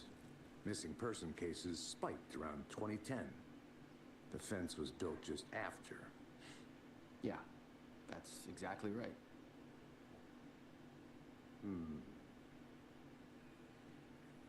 I'm loving this game. You can go ahead, Anderson. Yeah. I'm just admiring. I'm so disappointed with the way that Quantum Break was handled. Like, I get it. It was released during the era where there was like a dark cloud hanging over Xbox One, and there was a stigma and yada, yada, yada. But I love the game. It wasn't perfect. It probably can be argued that it's one of Remedy's weaker games just because, and it had nothing to do with the gameplay. I love the gameplay. I just didn't think it was a good idea to have like 15, 20 minute sequences between the chapters, or not every chapter, but you know. And I think it's well worth a watch the first time through. It definitely fleshed out the worlds. But then after that, you can kind of skip it, I think. You know,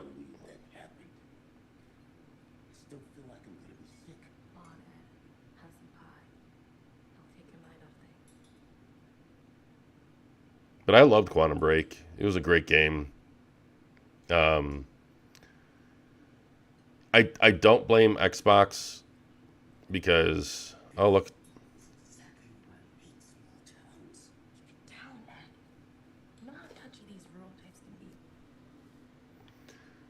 look at that. That's a nice example of global illumination. You can see the light bouncing the red tint from the seat there onto the neighboring like wall and floor. Love this. Love it.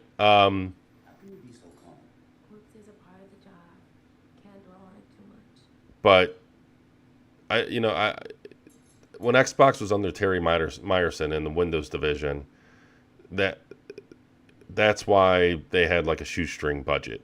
And it's such a shame that we didn't have the Xbox division then that we do now, that, you know, has the budget now to buy publishers. And it's just like, I would have loved for Microsoft to continue their relationship with Remedy and not damage it and taint it.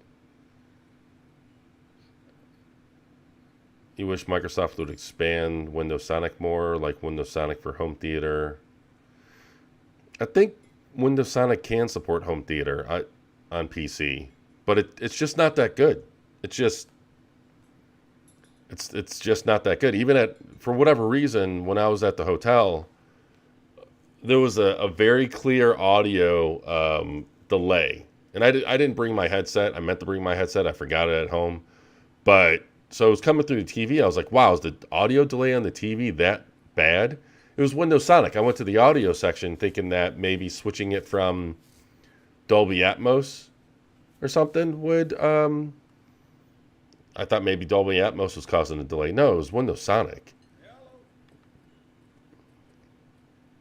They don't have Rose here.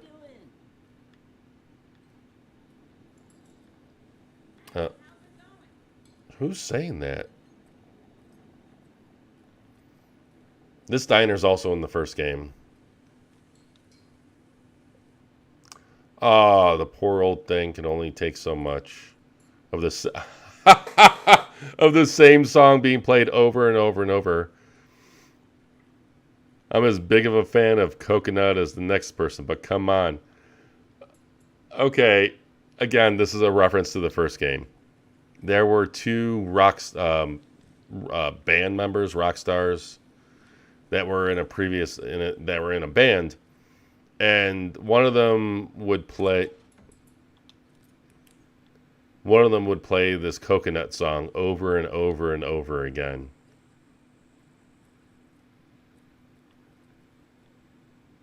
I do like how you can turn on and off your flashlight. Dear, you remind me of a dream I had. You couldn't do that in the first game. It was like contextual, like it just automatically happened.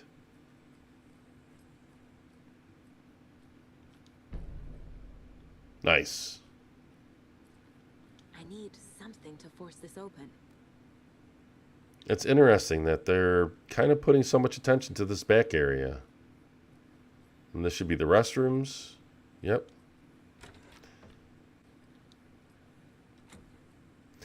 Okay. So this is the first time that I can remember. It doesn't budge. I could be wrong, but I believe this is the first time that Remedy has changed the locked door sound since Max Payne 1. I mean, Alan Wake had it. I'm pretty sure Quantum Break had it. I was hoping to find a lunchbox in here.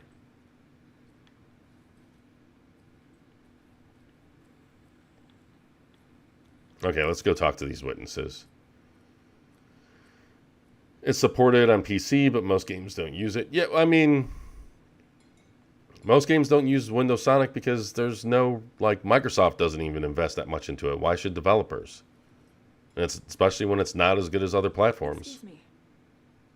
I'm Agent Saga Anderson. Are you the Bookers? That's us. I'm Tammy, and he's Ed. Hello, officer. Just Saga is fine, Ed. So, are we being charged with anything? Because if not, we'd love to get back to our hotel and decompress after what we saw. Take a bath, scream into pillows, that kind of thing.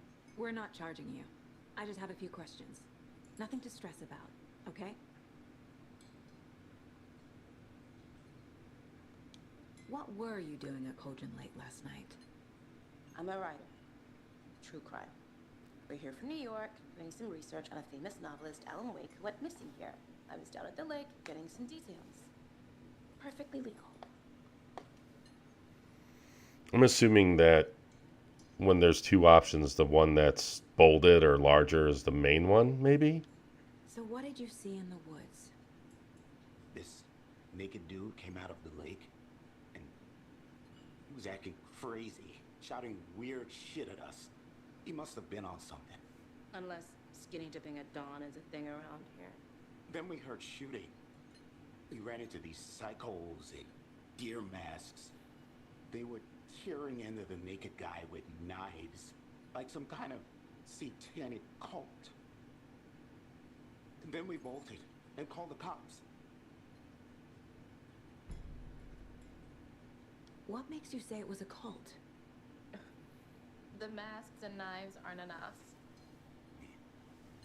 They were shouting, "Cult of the tree, the cult of the tree, cult of the tree." Oh, and then we found her. The whole thing was terrifying. No, what did you find? Why would you hide that? Why would you not? What did you find? Let me ask. Come on.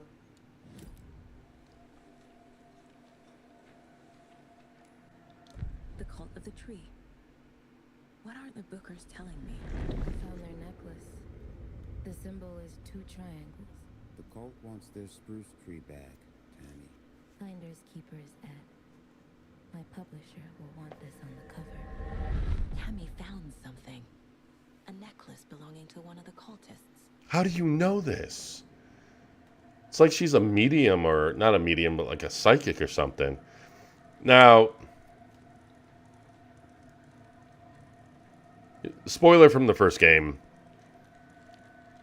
The darkness power manifests and brings into reality creations from artists. And Agent Casey and Saga, I think it's going to be revealed in here that Alan brought them to reality, like created them in a way. The Bookers were at Cauldron Lake. Why? The fence was built to hide what's there. They say the rider fell in the lake. Private party. No trespassing. My book has questions. Past the bolt cutters. They broke in for the sake of Tammy's book. Nothing to do with a murder. They were telling the truth. And I wonder if it's true that they were brought to this world, as kind of like a creation or manifestation of Alan's writing. Is that the source of her power? You know?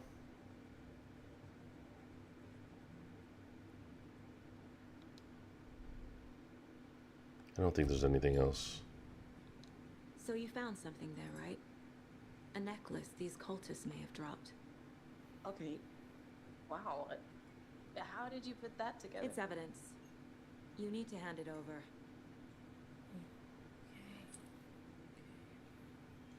Told you not to keep that thing, Timmy.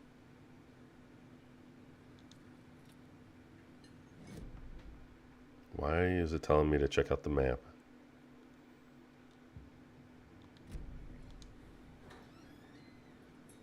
Thanks. This could prove to be helpful. Do me a favor. Stick around town for now in case we... Oh, that is Rose. Rose is there. Like we'd even dream of missing Deerfest. Oh, God. Saga! Saga Anderson. As I live and breathe. I thought we'd never see you back here after that awful, awful thing happened to your baby girl. How are you? I'm sorry. Who are you? I don't know what you're talking about. It's me, silly. Rose.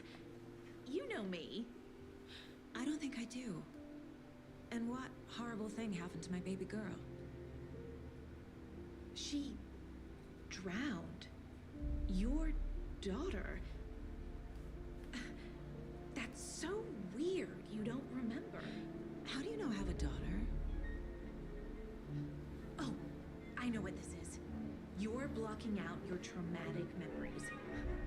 Happens on TV all the time. No. You're mistaking me for someone else. If you say so.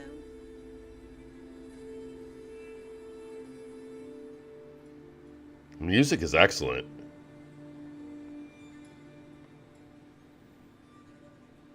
So Rose is in the first game. I could have sworn she had red head. She had red hair though. So, Rose, help me out. How do you think we know each other? We all know each other around here. It's been a while, but I never forget a face. Or a coffee order. Guess I just have one of those faces. Seen anything out of the ordinary in town lately? Suspicious people in deer masks? No one's suspicious. But soon enough, there'll be lots of happy people wearing deer masks for Deerfest. Practically everyone will be wearing one. Good to know. Well, she kind of shot a look there at the end. Yeah, her character model also does not look anything like... I'm assuming it's the same Rose. She was a huge Alan Wake fan. Like a super fan. All set? My guys have Nightingale at the morgue if you're ready to go take a look. Let's go. Well, Casey, I got a lead. Looks like we're dealing with a cult. The Cult of the Tree. A murder cult.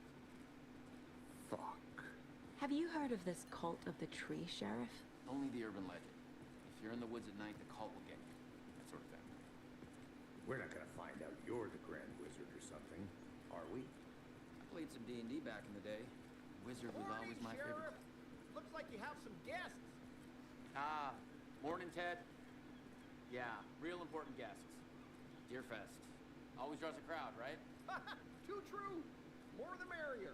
Have a good one, Sheriff.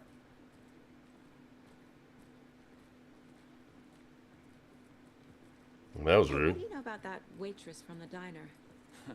Rose? Yeah, she's a bit of a space case. Always has been. Why? What'd she do now? She kept saying that my daughter drowned. She even knew my name.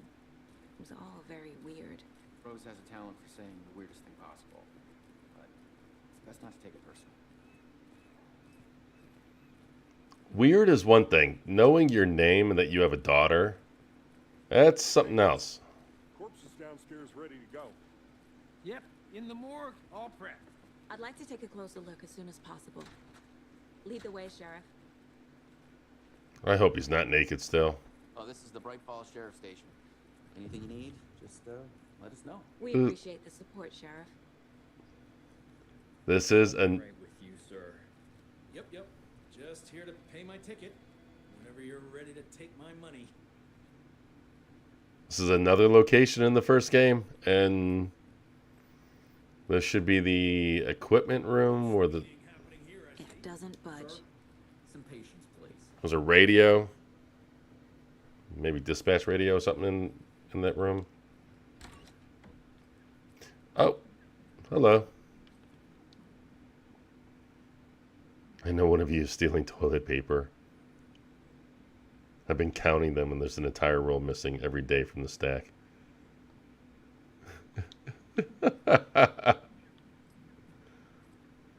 Back here is the cells. Yep. This looks different. This was like a singular hallway, if I remember correctly. Like it was a straight hallway. Like the door was right there. I believe up here was a monitor. Oh, that's a seam. Is that coming through? Yeah.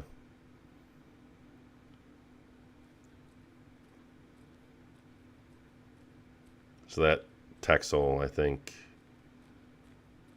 that can be, probably needs a little adjustment.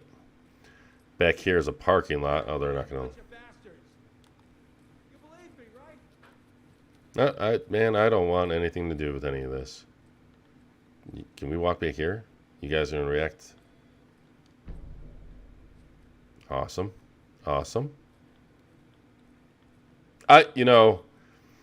Someone that's played the first game multiple times, someone that absolutely loves Remedy games, as I'll probably say another 30 times in this stream. I'm loving this. I'm loving the callbacks. I'm loving the references.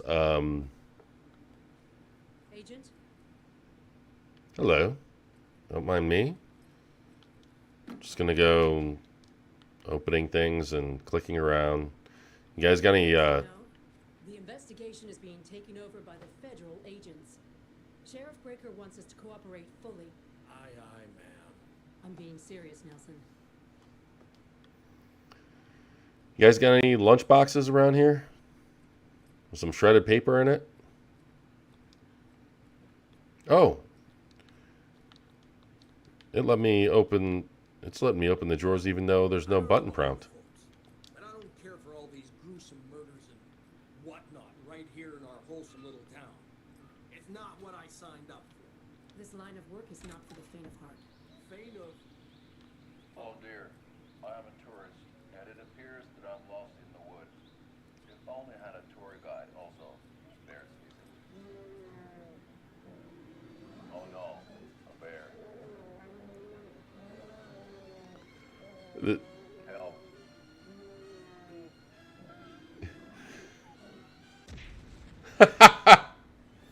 Did somebody call for a tour guide?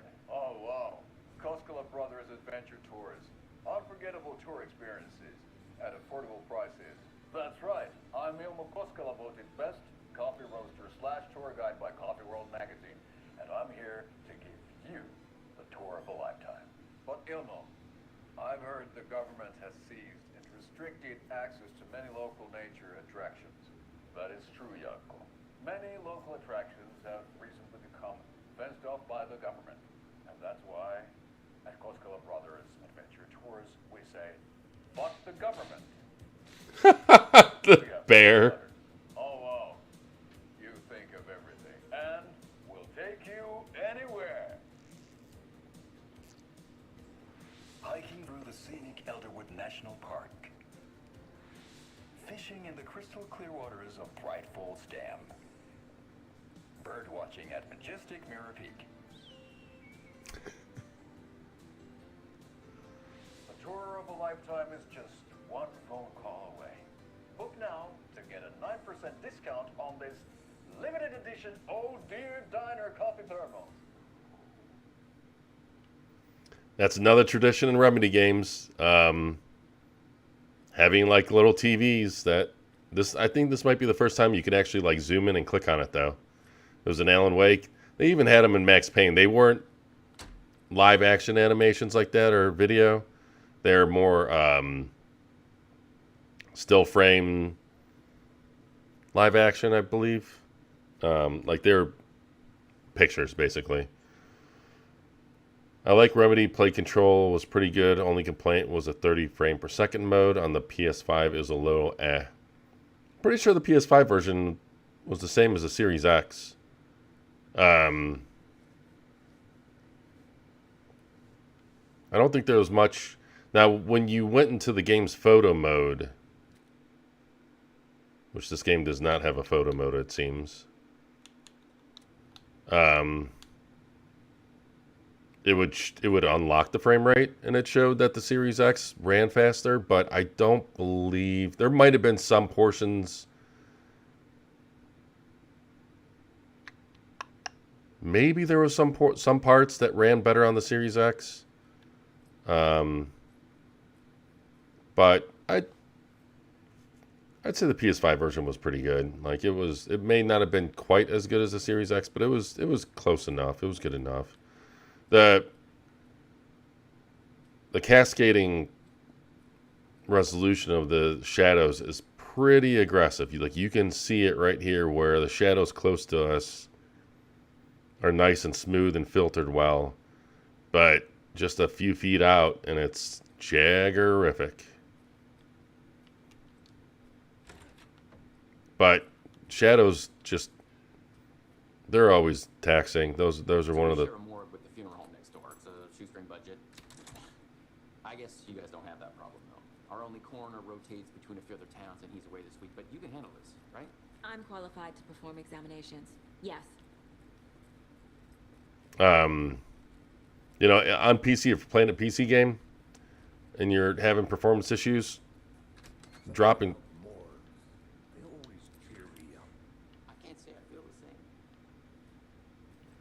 shadow resolution is usually one of the safer, like easier ways to get a performance win.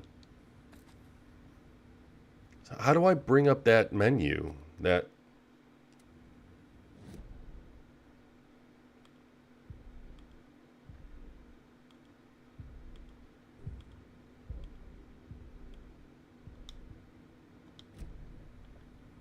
Yeah, I don't know. I wonder if there's no way to bring up your inventory. Maybe when we actually get to like the gameplay. I need bolt cutters. Yeah, there's bolt cutters in the game. I'm glad that they kept the shadows, the real-time shadowing from the flashlight. That was another, like Alan Wake 1 was really impressive. Despite the resolution, it was still a very impressive game because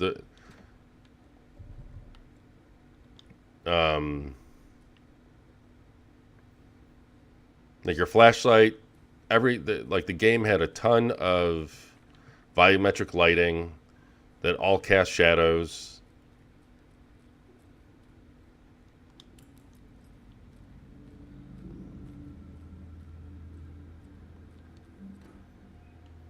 See, this is another example of like really well done indirect lighting. Because if not done well, she would be like almost glowing. She's probably still brighter than she should be, but it's nowhere near like how it is in some other games.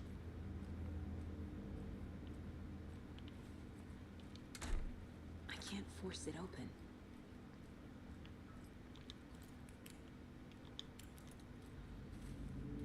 Yeah, see, like this is very well done.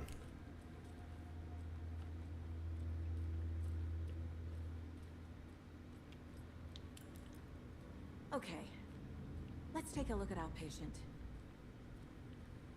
I'll start with the external inspection. Of course he's naked. Before performing the internal examination.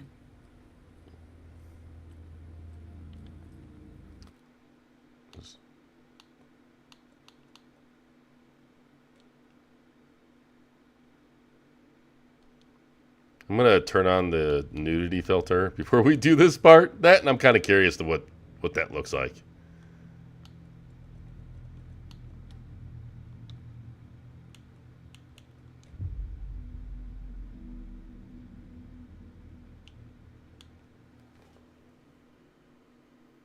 So just like in the first game, this game has people that are consumed by the darkness. Oh, are you serious? Hey, boss. The corpse is downstairs ready to go. I could have sworn he gave us a checkpoint right down there by the morgue. Look as soon as possible. Lead the way, Sheriff. Okay. Oh, this is the Bright Falls Sheriff Station. Anything you need, just let us know. We appreciate the support, Sheriff. Let's see. Oh, you can bust right through doors just like in Resident Evil. I didn't realize the cell was open earlier. Okay. I'll be right with you, sir. Yep. Just here to pay my ticket. Whenever you're ready to take my... What kind of nut? Oh, I didn't see this earlier too. What kind of nut counts toilet paper rolls? Sounds like you've got too much time on your hands. Here, I see. Sir, some patience, please. Hey.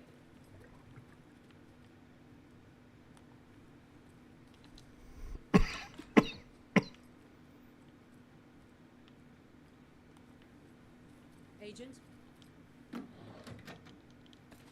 Okay, there was the first one. And I think the second one was in the basement. As you know, the investigation is being taken over by the federal agents. Oh dear, I am a tourist. Okay. And it appears that I'm lost I'm in the getting woods. serious, Nelson. If only I had a tour guide. I love the intentional bad acting. So we share a morgue with the funeral home next door. It's a shoestring budget. I guess you guys don't have that problem, though. Our only coroner rotates between a few other towns, and he's away this week. But you can handle this, right? I'm qualified to perform examinations. Yes.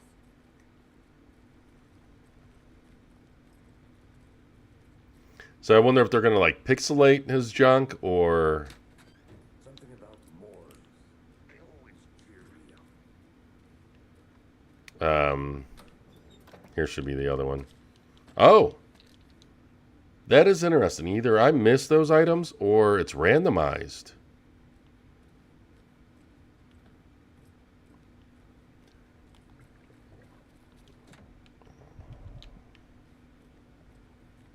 It's also interesting that apparently there's, in the diner, in the basement of the police station, it sounds like I'm potentially going to come back here and have the ability to unlock some things.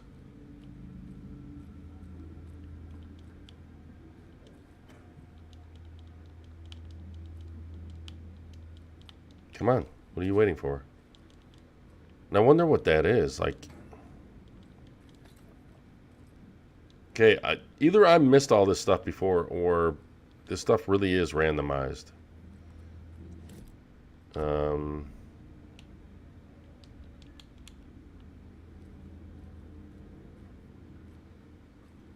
Yeah, Metal Gear Solid 3 Delta does look good. I'm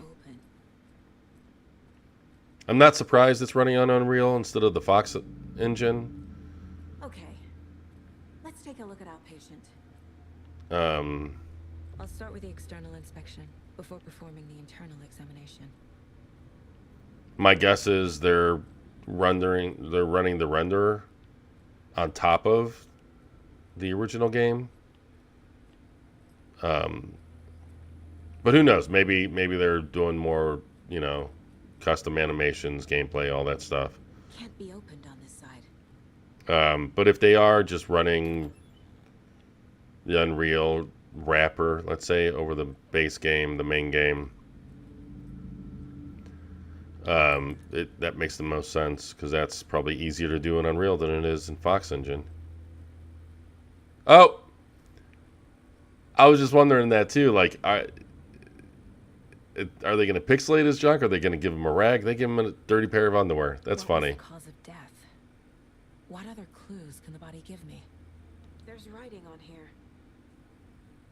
Can't make it out. Writing? How'd they manage that? The body shows signs of being submerged in water post-mortem. It doesn't add up. This looks like text. A tattoo? Nightingale didn't strike me as a tattoo guy. Defensive wounds. He put up a fight. Now let's see what's in this chest. They did leave something inside his chest.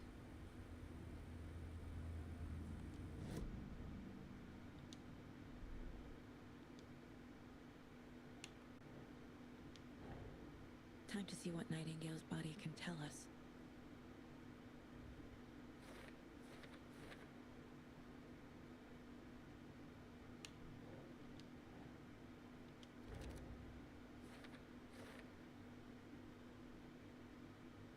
Okay, what was put in his chest?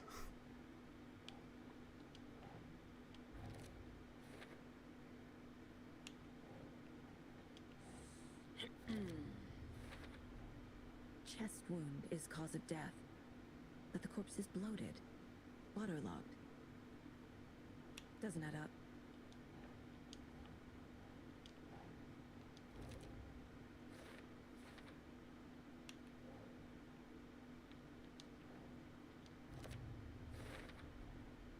There's definitely something in his chest. Did the killers leave it there? I mean, it didn't... I doubt it got there on its own.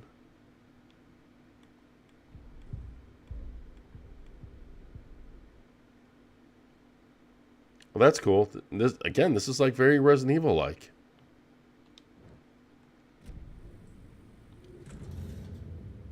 Finally.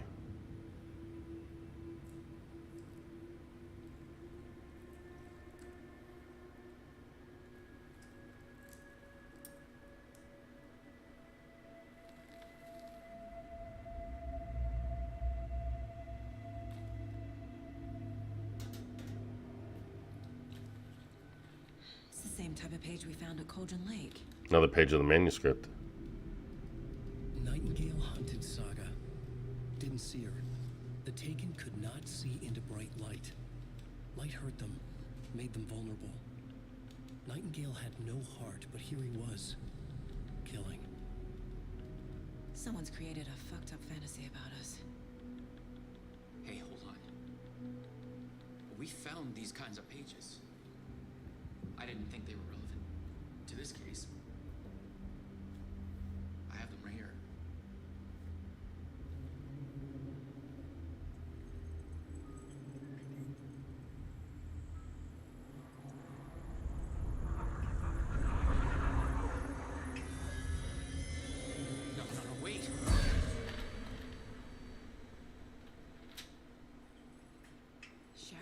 What? Oh, shit.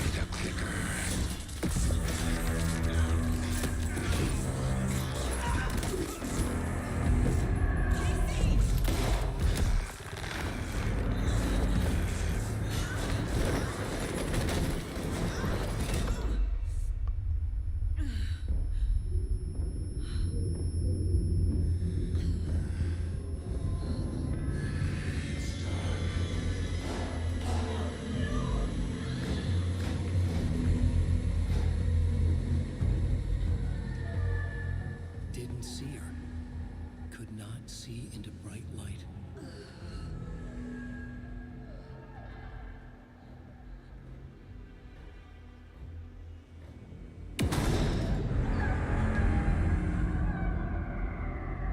I'll make you pay.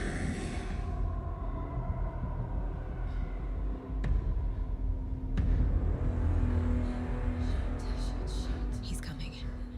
No weapon. The page said to get into the light. Try to stay in the light to avoid being detected by enemies. That's interesting.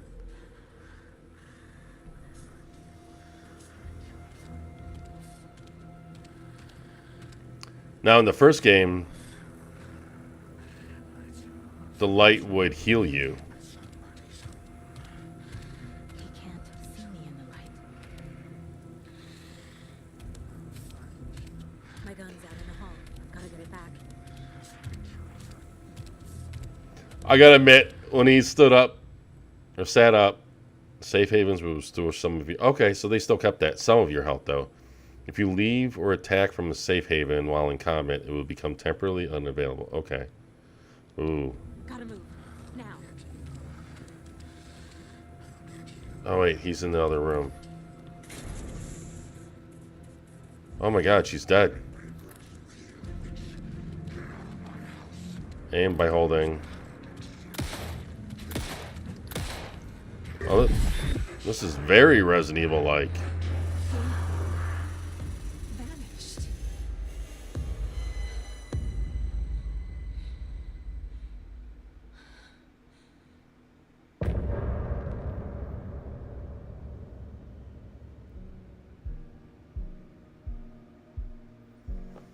Okay. Well.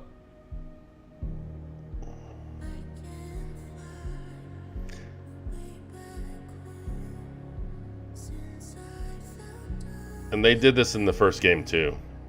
Every chapter would end with like a music bit.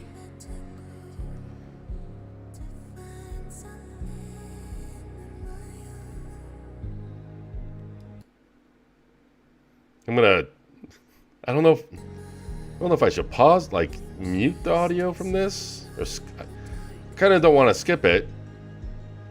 I'll skip it. Because like my concern was He didn't have a heart, but he still got up. The page predicted all of it. It helped me fight him. He just disappeared? What the hell is going on here? We need to figure that out if we're going to do anything about it. Somehow we need to make sense of this.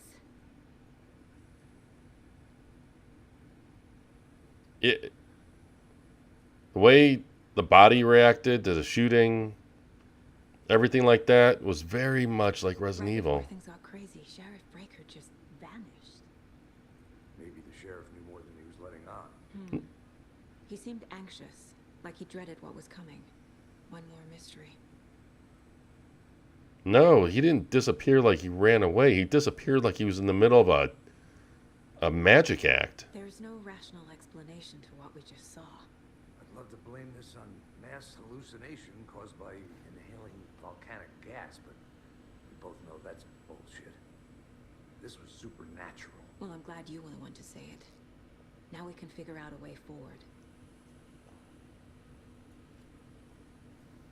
The victim of a ritualistic murder turns into a monster.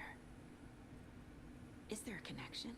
Looks to me like the cult of the tree is performing rituals to create monsters. Maybe. We need to start with learning this cult's goal, their purpose. I don't think that's the case, because if it's carrying on from Pages on the floor. if it's carrying on from the first game, the darkness Important. Breaker dropped one before he disappeared. is under the lake, and if he came from the lake, he probably got consumed from the darkness there.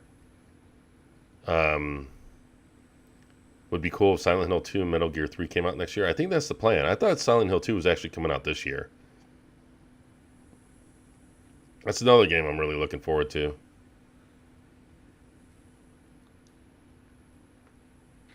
Saga was back at Cauldron Lake. Saga had to pursue Nightingale into the overlap. Finding a way in would be difficult. A ritual. Saga would learn how. Stop the monster. Oh, so the ritual does... Okay, so it seems like to access the dark place, you need to do a ritual now? Maybe?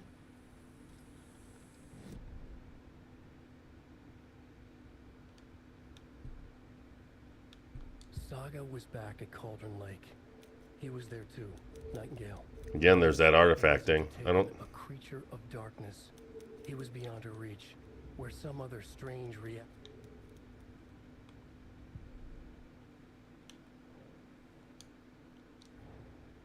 A dead man turned into a monster. Light as a way to fight him. Pages predicting the future. There's no rational explanation. This is the case we must solve. Tigger is freaking out. Tigger, what's going on, dude? What are you chasing? You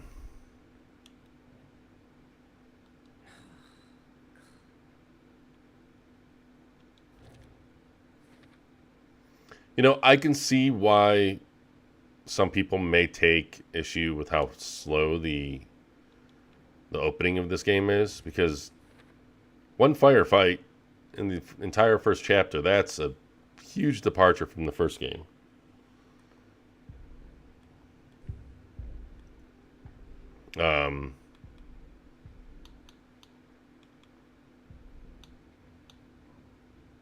I do wonder if I wasn't such a huge Remedy fan or such a huge fan of the first game, would I have enjoyed that first chapter as much as I did? If I'm, you know, kind of stepping back and thinking about it objectively. But then at the same time, I appreciate it, if that makes sense. Like, every game doesn't really need to start off like a Michael Bay flick. At least I don't think they do. And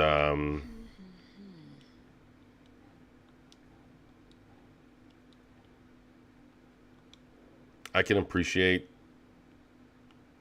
a game, you know, being slower, taking its time to open up. It's part of the reason why I was perfectly fine with oh, I see. So these are the different... So this would go here since this was Great Falls. Yep. I was fine with Shenmue 1. That was first chapter. Usually the first excuse me. First chapter of a book. It's kind of more world building. The page places Nightingale back at Cauldron Lake. Calls him a Taken. We need to head over there, stop him, before anyone else gets hurt. Okay. Yep, that's what they were calling the first game too. If you were consumed by the darkness, you were a Taken.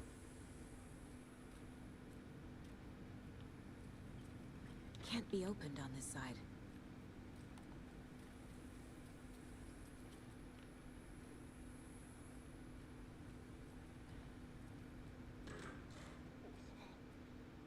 We heard gunshots. Y'all okay? Did you get spooked by the bodies? Sheriff Breaker disappeared. Nightingale turned into some sort of a monster, and there are offices down. You two handle things here. We need to get back to Cauldron Lake immediately. Fuck me. That's terrible. But we'll do what we can, man. I wonder what happened to the sheriff. He just, like, That's crazy, right, Thornton? popped out of existence. How could he do anything? He's dead. You're right.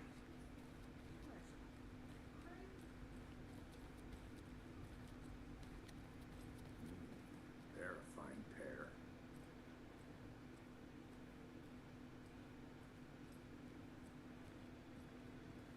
Take it easy. I wonder if we're going to run into... My client has been held here long enough. Are you gonna let me speak to them or not? Just a moment, ma'am. Someone will be right with you. In the first game, there was an elderly lady that was obsessed about keeping the lights on. She pretty much knew about the darkness. I wonder if we're going to run into her. Well, Nightingale and his cult are dangerous. We need to be prepared in case things escalate more than they already have. Can you call it in, Casey? A smart choice, Anderson. she was already old in the first game, so 13 years later, she's probably dead. We need backup. The Bright Falls case. Whoever you can spare. ASAP. Think we'll actually find Nightingale at the lake? The pages haven't been wrong yet.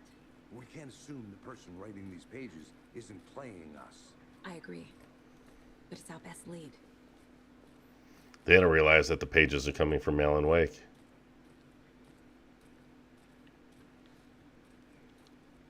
Merced won't roll over on the issues.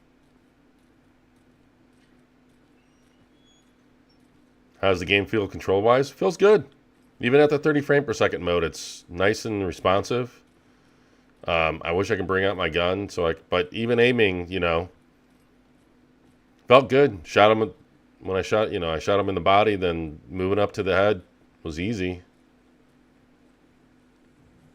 But Remedy games always felt good to me. Rinse and repeat. Clock out, get a beer. I'm curious to what I'm going to be able to get out of my PC. I need to come clean, Anderson. I know why Nightingale was here 13 years ago. He was chasing a writer, Alan Wake. Tammy mentioned him. She's writing a book on his disappearance. You know the detective character from his books, Alex Casey. Yeah, I've heard the jokes at the office. Cold case Casey. Murder case Casey. Sorry. Haha. It's the same name, similar job. It's the first thing anyone thinks of. It annoyed me, but that was it.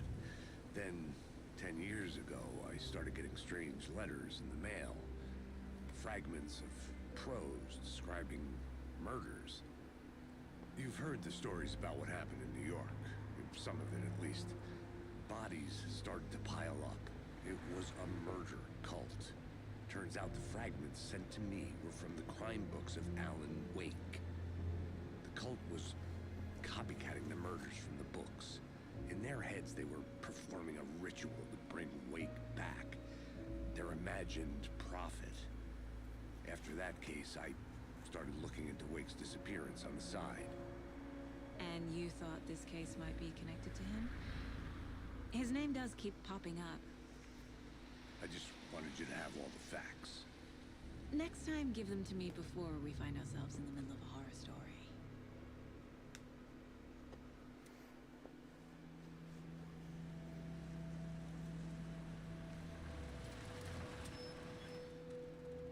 My Team J's acting up.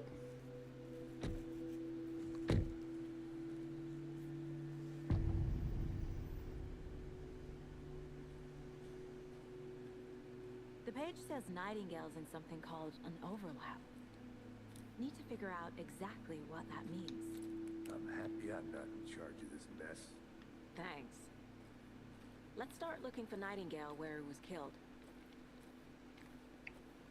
I forgot what I was going to say. I was waiting for them to get done talking.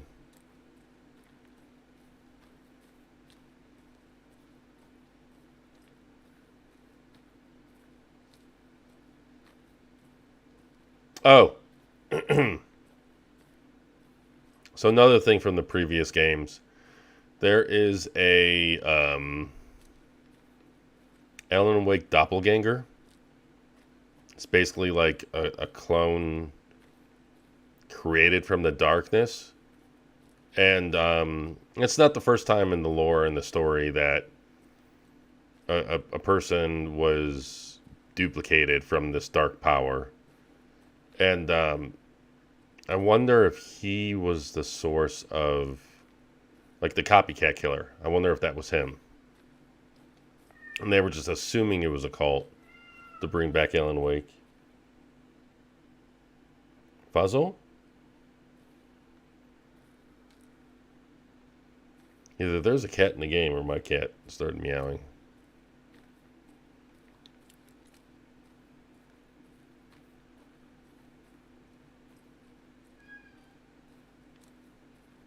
Great. This area is supposed to be close to the public. The writer of these pages knows what will happen. Because they're behind this, or because they can see what's coming. Impossible things are happening here. A world operating on different rules. I need to understand this strange logic. To see the clues. To solve the case. Yeah, I'm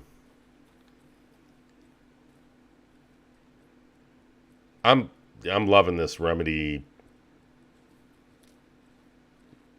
shared universe concept, because you play Control is like, okay, you kind of already know why weird things are happening. I've been thinking more about the cult of the tree. What sort of cult refers to themselves as a cult? In my experience, they don't.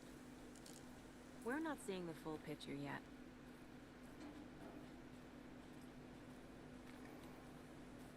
Hey, hello there. How are you folks doing? Those restricted area signs don't do a damn thing. Hello. Saga Anderson. Are you two supposed to be here? I'm Ilmo Koskela. Fantastic to meet you. And yes, Stephen here hired me to show him through the woods. He's in town on important government business. Fixing this impressive piece of hardware. I work for the FBC, ma'am. I'm authorized to be here. And I bet you two are here about that murder. Nasty stuff. How's it going? How did you hear about the murder, Ilmo? Do you know anything that could help us? People tend to tell me things. The Koskela brothers are kind of a household name around here. Speaking of, if you're looking for some fun, stop by Watery. Just down the road from Bright Falls, there's our Coffee World amusement park. There's sauna ja vihta. And we offer a variety of guided tours, hunting, fishing, hiking, whatever strikes your fancy. You name it, we probably got it. What is this thing? It's just a monitoring station, ma'am. The Federal Bureau of Control checks volcanic activity and air toxicity levels. No need to worry. Right. It's mostly for research purposes. That's one gorgeous weather saga. Looks Nordic. I bet a family member made it. My mother made this sweater for me. How do you know? I knew it. My mom used to knit those sweaters for me and my brother. Watery, my hometown, was founded by Finnish immigrants. So between your name and the sweater, I figured your family might be from Finland too. Suomi, Finland. Ulla, Karjalan piirrettä. Close. My mom's family is from Sweden originally. I don't know much about them beyond that. The sweater is just something to remember her by. Stephen, we're investigating a murder that occurred nearby. What can you tell me about your bureau? Nothing that isn't Oh, classified, crap. I'm afraid. But I don't know anything about a murder. Operations here are run by a different department. I'm just here to make some repairs. The wiring on this thing frays every couple months. Yep, that's the raccoons. They grow real big here with teeth like you wouldn't believe. Can not run through a garbage can. Well, I need to get back to it. So the FBC, so the Federal Bureau of Control, Nothing. Just something that shouldn't be here. Flew into my ass. FBC has a monitoring station for toxic and volcanic fumes. I don't buy that. They deal with like paranormal phenomena. They're basically the X-Files.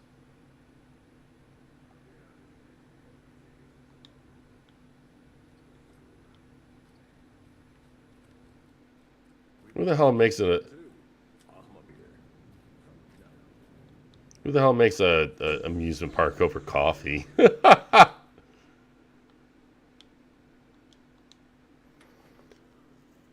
Seems like it took a while for Alan Wake 2 to release, 2012 to 2023. The first game actually came out in 2010.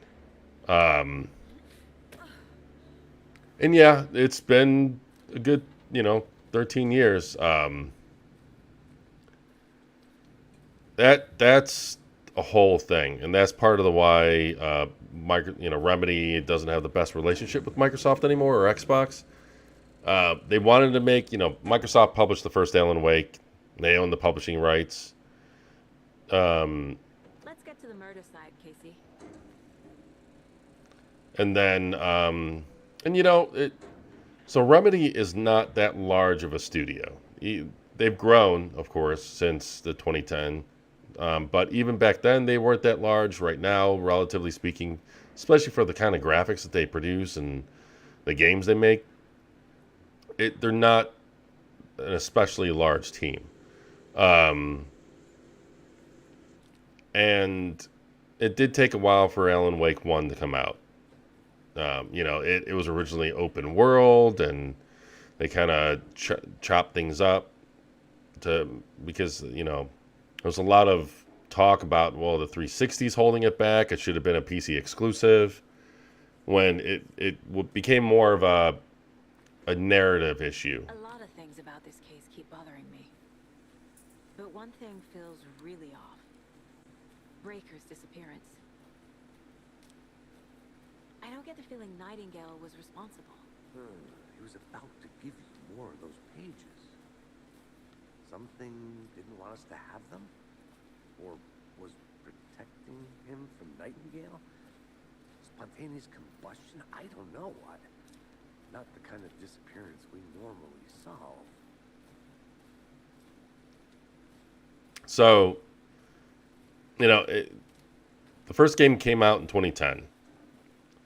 Microsoft, the geniuses that they are sometimes, and I think it was like Shane Kim that was managing first-party games back then. Alan Wake came out within a week of Red Dead Redemption. Needless to say, the sales, I think the game is still a success, but it wasn't great.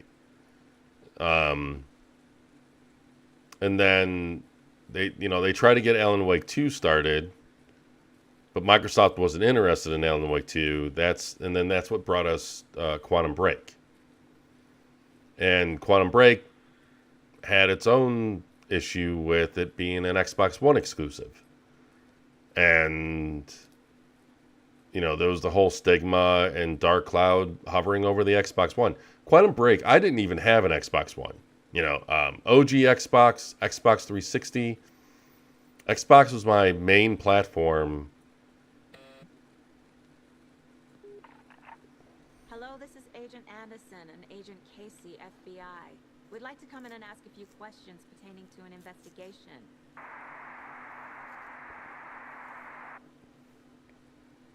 Okay.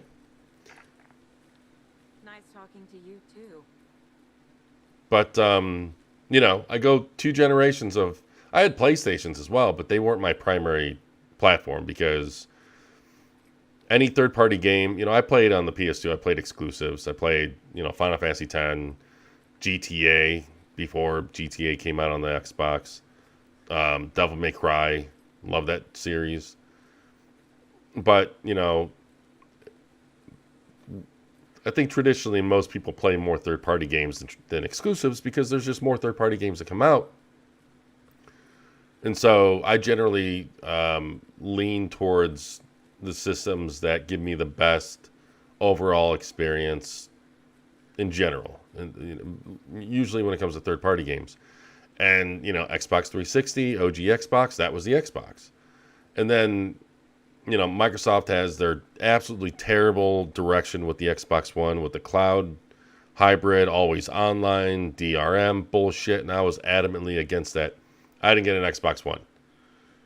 Even when they did the whole 180 and they walked all that back,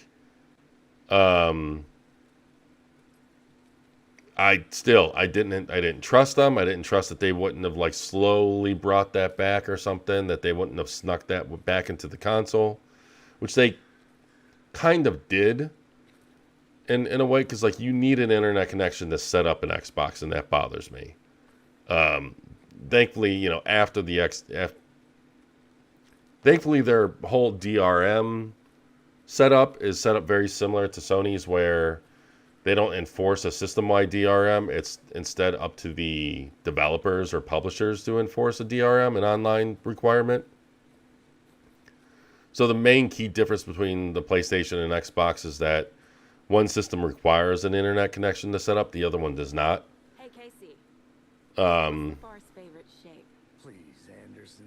Just one case without the A triangle. I don't get it. Yes, you do. Which I think Sony might be actually enforcing online setup, because you need an internet connection to install the detachable Blu-ray drive on their revision, which I'm not a fan of. I'm not a fan that you need an online connection for that. But yeah, what ended up getting me to buy an Xbox One was Quantum Break. But anyways, Quantum Break came out. That was also considered a success, but I don't think it was considered the success that Microsoft was expecting, especially with the money they invested in Quantum Break. That game was relatively expensive from what I understand. And then Remedy wanted to do Quantum Break 2. And Microsoft at that point, Xbox was being budget starved. That's where Terry Myerson was not giving the Xbox department or division the proper budget that it needed to really compete with PlayStation. That's why, at the launch, the first 3 years of the Xbox One had a good lineup. You had Sunset Overdrive, you had Killer Instinct, because they made all those initial investments and all those publishing deals early on in the generation. And then when the Xbox One didn't turn out to be the level of success that Microsoft was expecting or hoping for, Terry Myerson pulled back the budget. And then that's why eventually they pretty much entirely relied on Gears of War, Halo, and Forza. A locked box. Is that the cult of the tree symbol on it? Take a chicken out of the fridge, take a nap. I should take a look around for a way to open this thing. That's interesting. So, after what happened with Quantum Break, and Microsoft just, I think Phil Spencer at the time was in charge. He didn't have a choice but to not publish another Quantum Break, which was a shame. So that whole situation, I think, is what soured. I'm pretty sure that's what soured the relationship between Remedy and Microsoft. Which is a shame because, I thought Remedy could have been Microsoft's equivalent to a Naughty Dog, a very cinematic, cinematic game focused studio. And and then they partnered with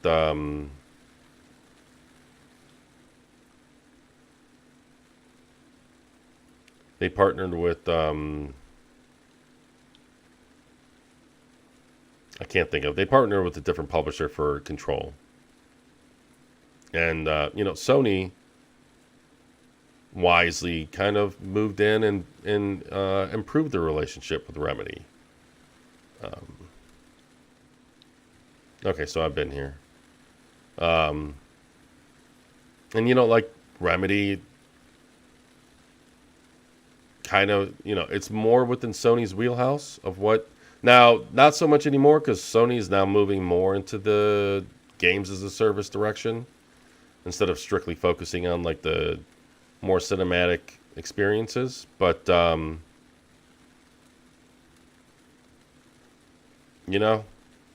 it is what it is. From what I understand now, the relationship isn't. Sure.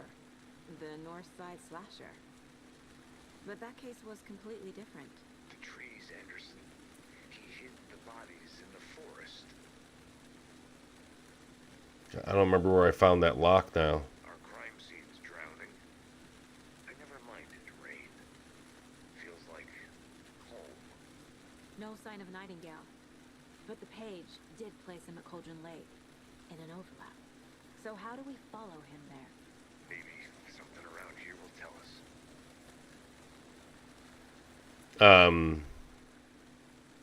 Wash your hands, take the chicken out of the fridge, and take a nap.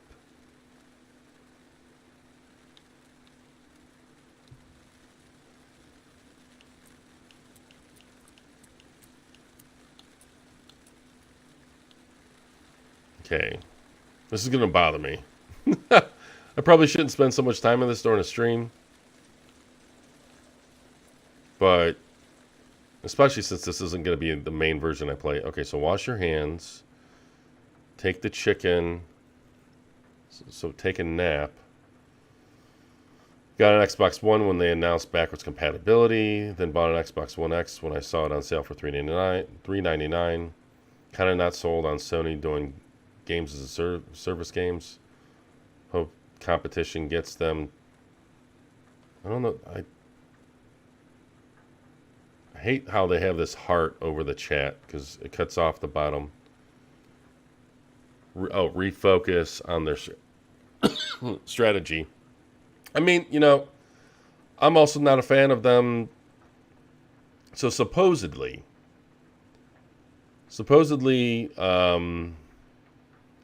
their investment. Okay, so wait. What were the three things? Take the chicken out of the fridge. Take a nap. Take the chicken out of the fridge. Take a nap and wash your hands. Okay. So supposedly Sony's investment in their traditional like single player games is no different than what it was before. That remained the same. Instead, they are just adding additional budget to fund these games as a service games. And now it makes up, I think, 60% of their games in active development. I don't blame them for going after Gaz games. They've kind of hit a saturation point with what the traditional single player games produce. So because their financial growth is slowing down. And they hit such a high with the PS4 that the PS5 I think is trending ahead of the PS4, but it's I don't know if it's trending ahead in terms like it's also the reason why they kind of diverse and started supporting PC. They're trying to expand their earnings, and Gaz is just another direction. Like, it makes sense. It truth be told, it does make sense.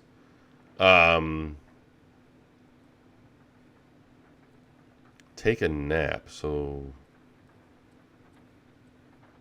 maybe that's what that is. So I don't blame them for it. what I think that is unfortunate for them is I think they're going to find out the hard way, or maybe they're already aware of this, and this is why they're investing so much in it. It's just that the gas market is heavily saturated now. You know, Microsoft had a huge focus on gas games last gen, and now they're kind of diversifying their portfolio as well. They're pretty much doing the same thing as Sony, but in the opposite direction. And so, you know, where they're not putting an entire focus in single player games, but you know, like Hellblade 2, Fable, you know, they're okay. So we got the two triangles. We have the two triangles away from each other, two triangles in opposite directions, and kind of like the hourglass triangles. So we're going to try this out. So, you know, with Sony getting into the gas market so late,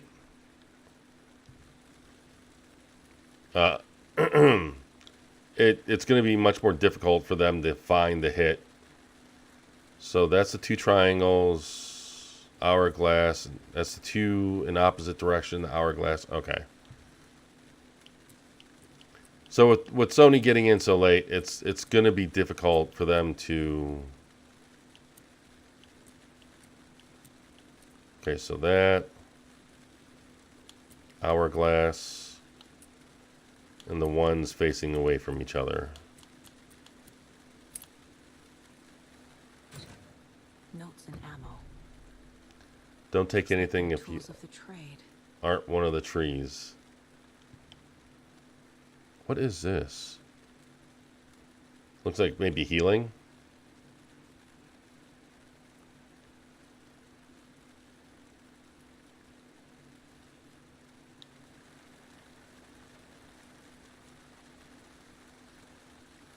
I wonder if Sea of Thieves and State of Decay 2 launch scared Microsoft away from gas games. I don't think so. No, I don't think that's the case at all. Because they considered both of them successes, you know, right off the gate. Even though both launched on Game Pass day one, they both sold above expectations. No, why I think Microsoft diversified their direction or their investments is because, one, you know, you got to diversify your investments in your portfolio. Just to reach growth. But the introduction of Game Pass did two things. One, it provides a level of, I would almost say, creative freedom for Microsoft or Xbox, because and you know, the same could be said for Sony if they invested more or put more the same kind of focus into PlayStation Plus. But you know,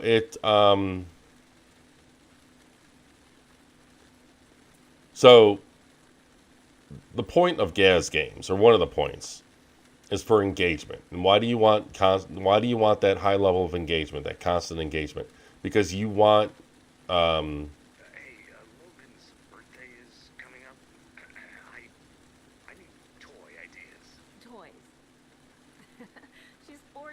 Casey. Okay, so what'll I get her? Get her a book. Something weird and dark. Maybe that'll get her back into reading. So, you know, one of the reasons that you want player retention, you want player engagement, is because it increases the likelihood, it increases the chances of you having reoccurring earnings, reoccurring spending.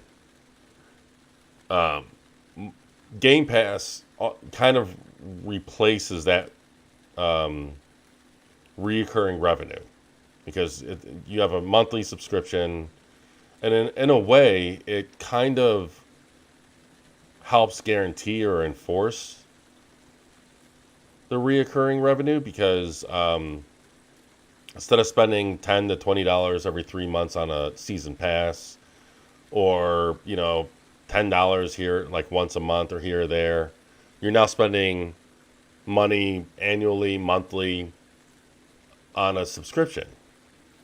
So that's one thing. Casey, you look for any further clues here, and I'll check the rest of the area. You see anything, radio me. Got it. So Game Pass, putting a focus on the subscription model lessen the demand on games to provide that reoccurring revenue. Why are we getting... Hold on. I don't like the music. Let's go back to... Did I skip something? I hope I didn't skip anything.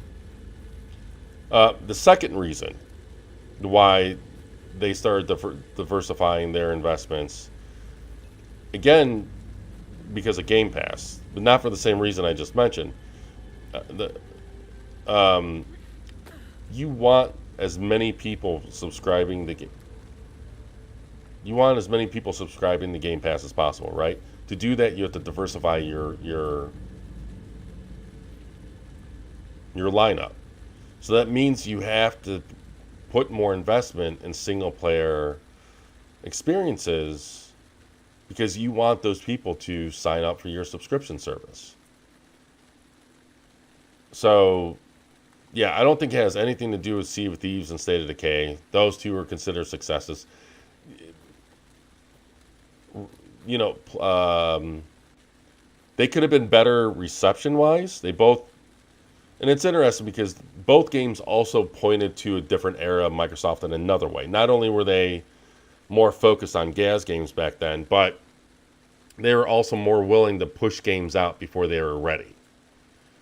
Both Sea of Thieves and State of Decay. State of Decay launched in a rather rough and buggy state. It could have used another couple months of development. And I never blame the developers. I blame the publishers. So Xbox shouldn't have released it when they did. Sea of Thieves, that's kind of different.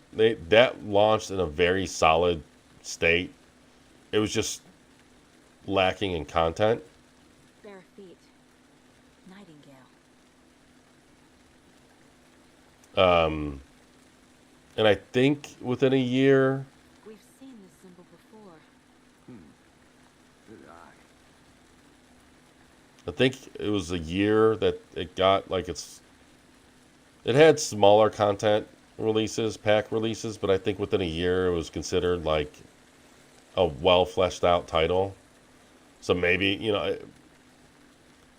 that one is a bit more difficult to kind of assess. Like, should they have delayed it a year? I don't know. Usually I will say they should delay it for however long. I think Halo Infinite should have been delayed a year.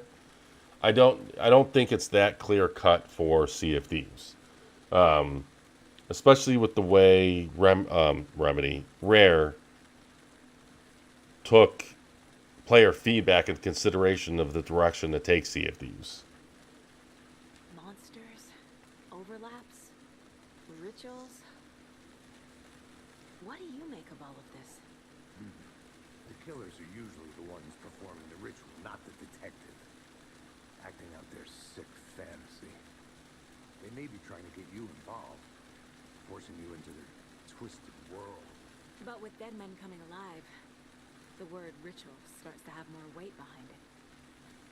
We need to look around, learn what this ritual is. After we find Nightingale, what then? I've never arrested a monster. I've watched you arrest plenty of monsters, Anderson. You know what I mean. Monsters. Light worked against him at the morgue. That might be the only way to stop him from hurting anyone else. Okay, so we found footprints. What else is there to find around here?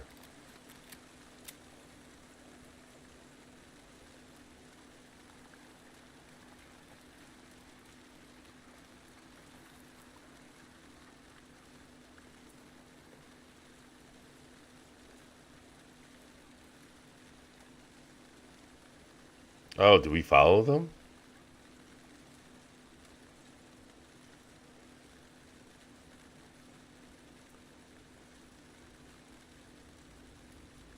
You can see how there's like a haziness over the footprints.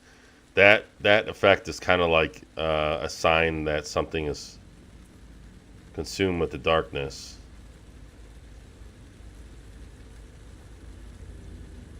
Is he following me? Please tell me he's following me. Oh no.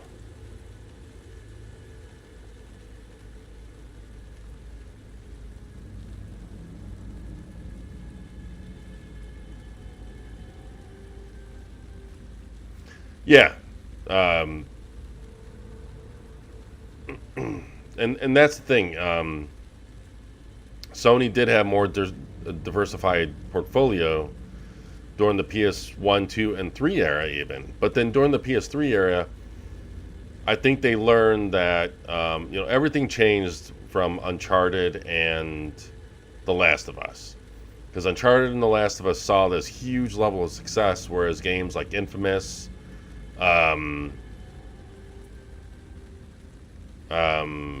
their Ico Studio games, which I don't think they released any in the PS3.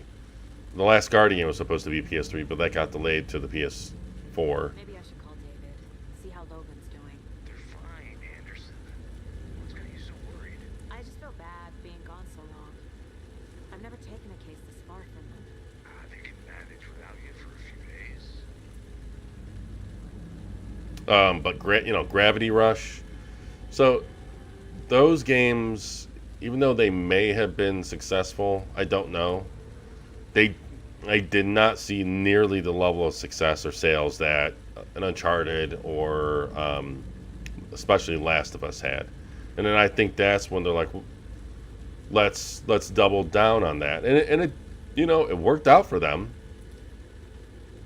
But I think they're based on how expensive those games are to make and how,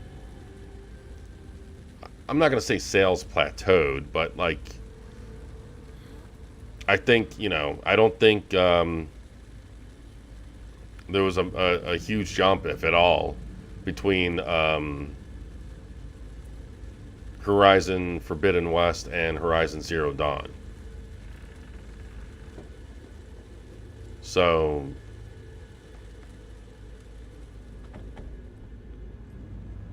man, this music.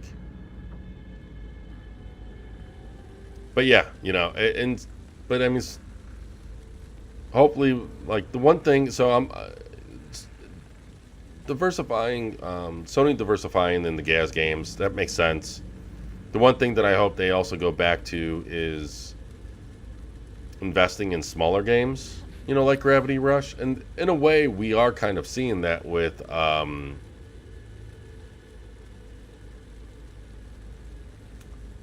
Hell Jumpers 2. Okay. The tracks lead into the water. Where'd you go from here?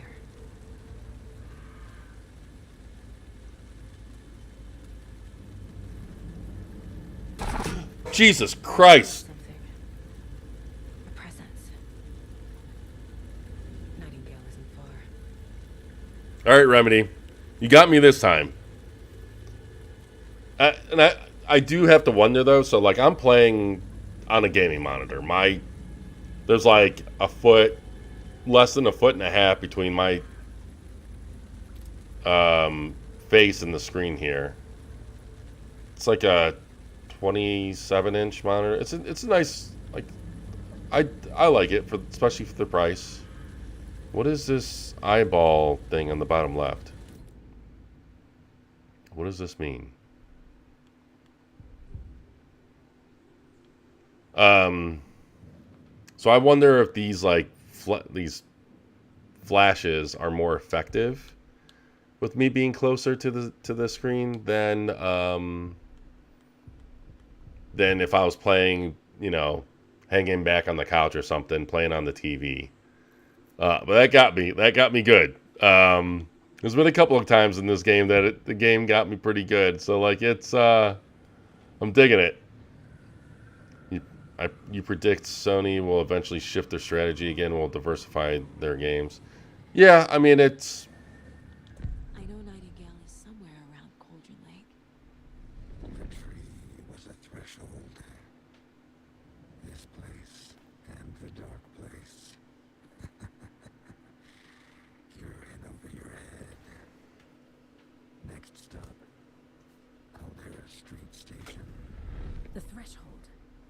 like a doorway leading to Nightingale. It's somehow connected to a tree. Witch's Ladle?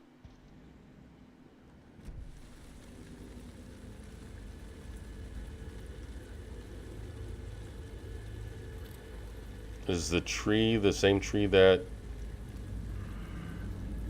we were at before?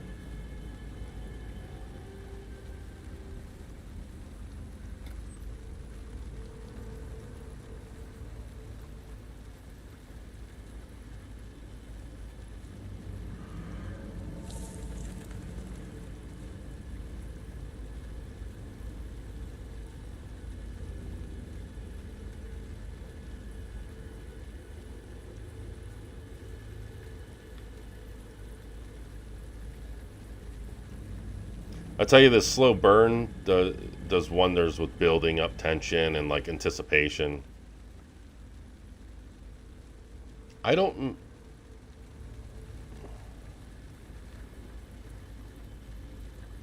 It wasn't flooded here before. Seems like it's reacting to the light.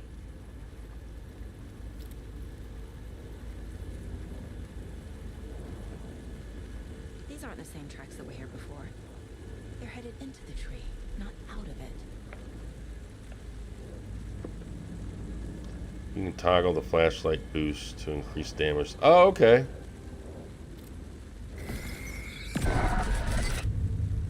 My flashlight burned the dark stuff away. It was covering another page.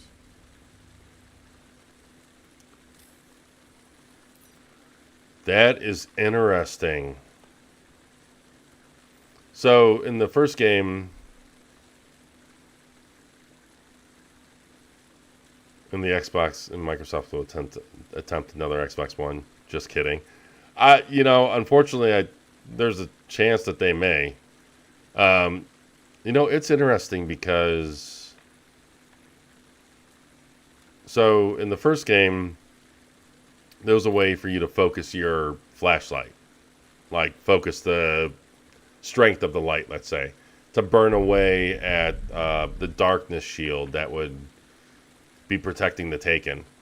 And then you also had batteries, like in this game. So I'm assuming that if I hold B, it doesn't just fill up one quadrant, it fills up the entire thing. Okay. So this seems more strategic, which I wonder how that's gonna. I wonder. I bet like it would seem that plays into the survival horror angle that they took. In the first game, your flashlight would recharge on its own. The batteries would just be used to recharge it faster. The problem there is that, like, outside of very few situations or circumstances,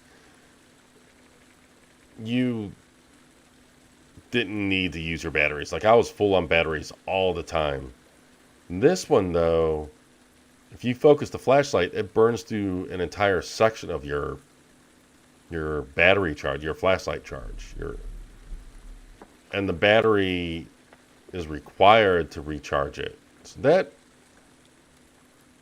is interesting. The fuse was in place. Saga stepped into the witch's hut. Inside, a bright light. There were objects that stood out to Saga, as if the light had manifested them. The witch's hut. Okay. I trust the pages to lead me to the overlap. Was the witch's hut that little cabin I've been to a couple times?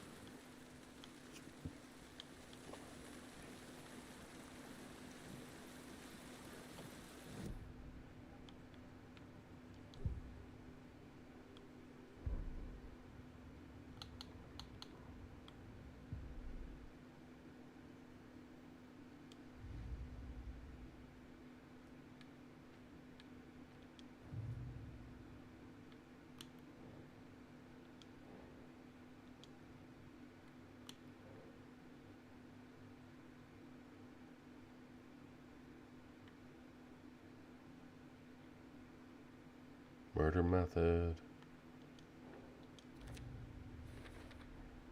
We're dealing with an organized group of killers, not a lone serial killer. Going back earlier. You've enjoyed 2023 so far.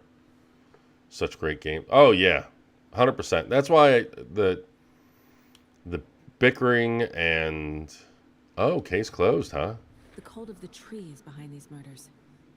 This case just became much more complicated. I'll need to start a new file. But it's my first cult case. Exciting. Oh,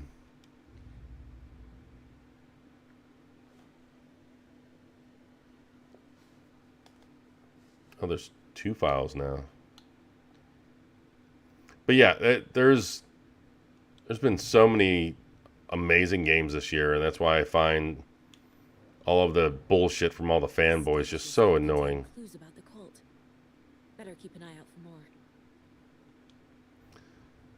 In my opinion, that falls on both the Xbox and PlayStation fanboys. The amount of bullshit that I've seen surrounding Spider-Man was embarrassing.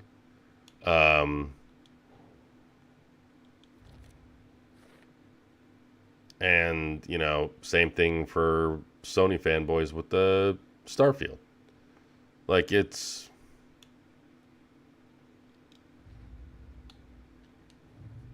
They're both, you know, 2 sides of the same coin, and I just find it so stupid considering how this especially this year. I need to know more about the cult of the tree if I'm going to shut them down. Oh wow, I got a lot of pictures. You know, that's why I find it like especially stupid because like every single whoa, what does this lead to? Think Saga. Everyone's got something to play, you know? Like, it's amazing.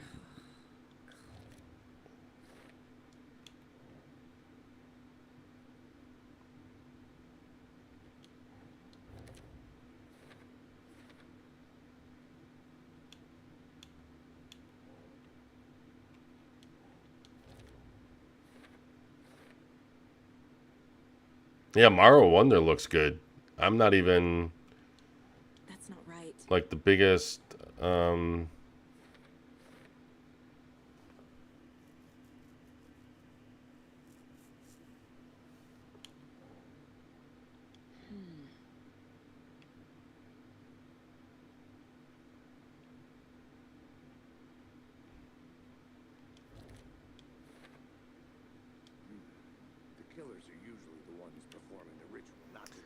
I'm not even the biggest platforming fan, and I think it looks excellent. And you got Baldur's Gate 3. That's like a huge Game of the Year contender. I think... let's see. What are we doing here?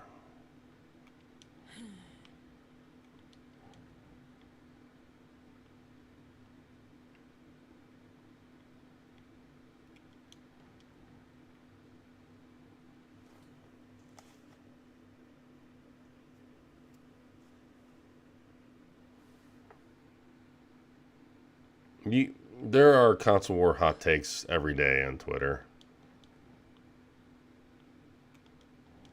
What? Where's...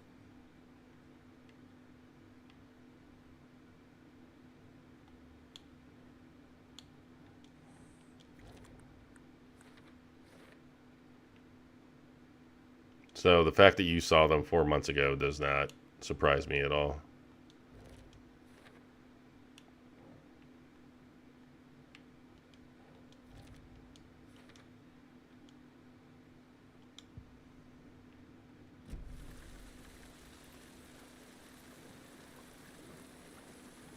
It still doesn't tell me where to go, though. Oh. What is this?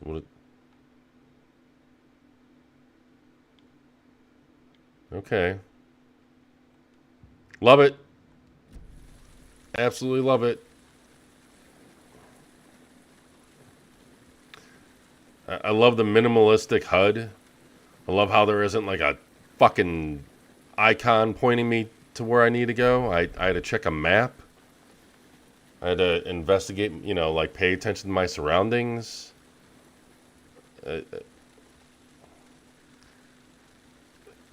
You know, outside of like the slower pace of these opening chapters, which... Okay.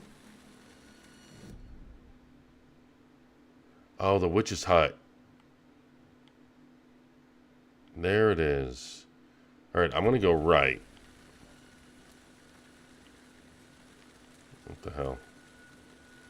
Because I still want to see what that point of interest is. But, you know, outside of the slower pace, which doesn't bother me personally, but I can see how it's not for everyone. Okay. I found another page.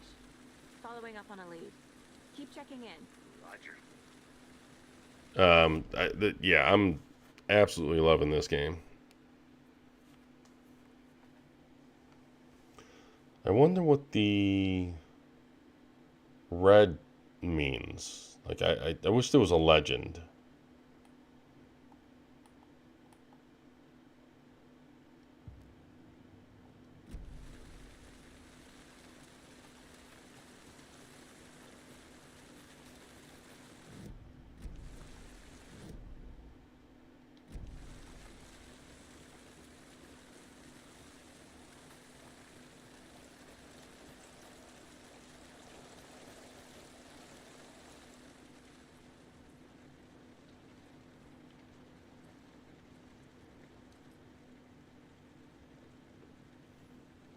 Okay, we've been here. I gotta get used to what does what.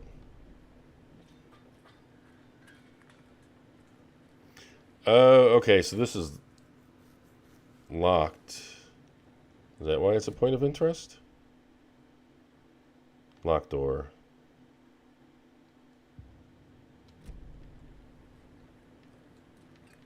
Yeah, see, I got to use it. When you're in the map, you have to hit B to back out of it. If you hit the back button, or the Pop-Tart button, as I like to call it, it takes you to her mind space.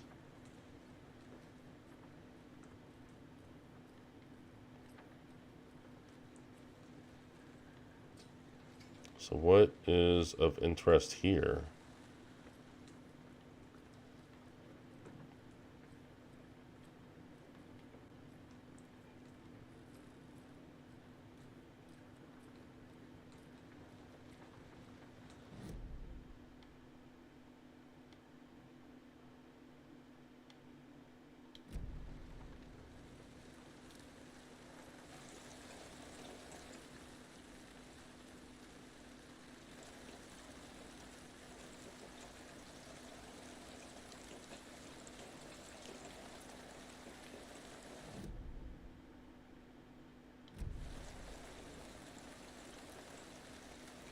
So in the first game, there were a lot of lights like this. And then each time you came here, it would give you a checkpoint, and then it would heal you. I don't know if my health went up at all there. It'd be nice to know...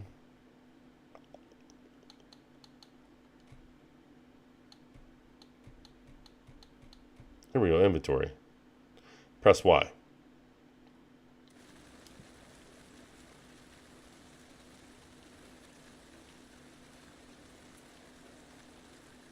Batteries, pain medication, small amount, a good, okay.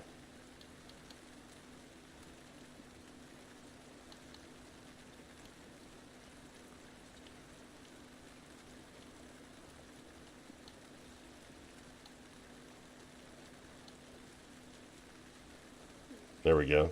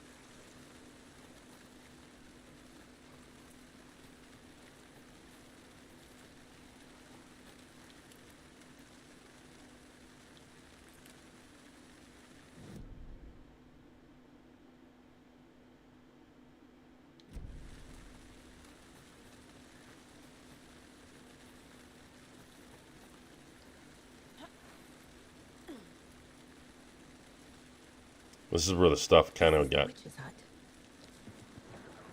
kicked down from. Okay, yeah, this is the hut that I was here a couple times. Page described the hut being lit and mentioned a fuse.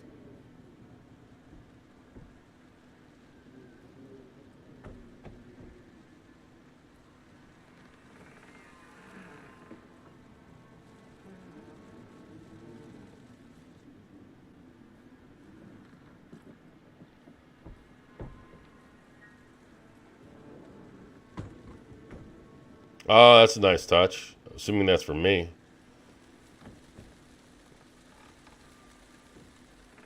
You got the footprints coming in.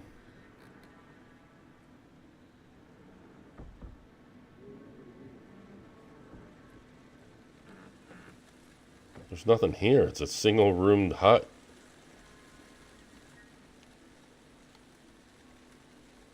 Here lived the witch of Cauldron Lake. Beware, her spirit may still haunt this place. Wonderful. Get the lights working in the witch's hut. Track. Okay, so... Also in the first game, there were generators that you would find. And those generators would, you know, power... Oh, hey, here we go. The fuse box is missing a fuse. I need to find one to turn on the lights. Man, yeah, I can see the Resident Evil influence a mile away.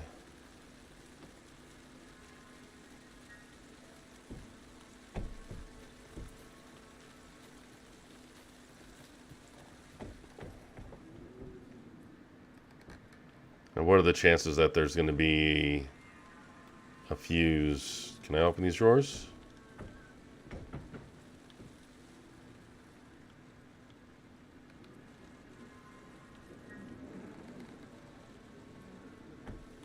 Okay, there's a trail right outside here. Maybe we'll find the fuse here. Oh, looks like the sun might be coming up. This fuse is busted. Damn it. Either that's the sun coming up or the sun setting. What was that?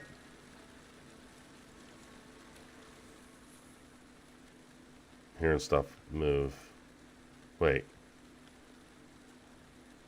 So I told her, she said, thanks, fucking kill me. Oh, okay. I'm going to take the time and properly read all that. There we go. People should really stop littering, though.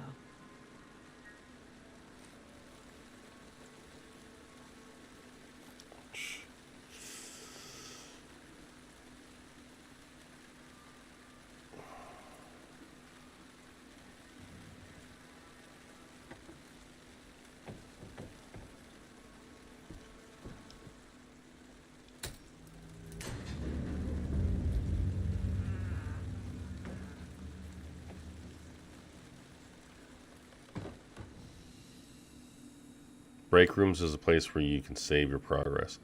So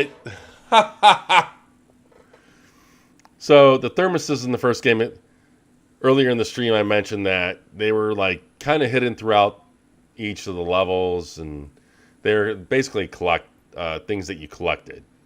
Here, the thermoses are like the typewriters in Resident Evil. That's amazing.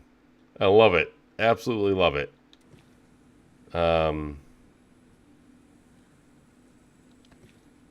Do both a quick save, and so that's why. That's progress. Damn it, I'm talking. But that's why I saw multiple times online and make sure to save. The image of the witch in the sign. Saga addressed the witch. The smudged line on the heart. The second part recited from memory. I brought you the heart, witch. Show me the terror. Saga pushed the heart through the hole in the sign. I don't have a heart.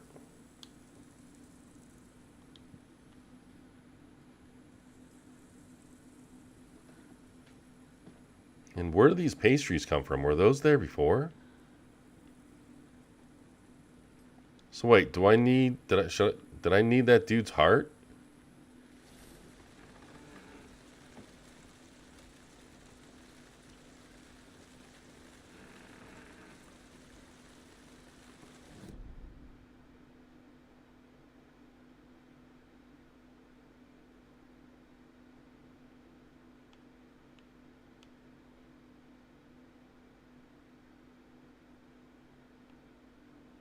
So I guess let's go back to the... Well, hold on, let's make sure. It looks like there's a safe or a drawer or something here. Oh, here we go. I'll take that.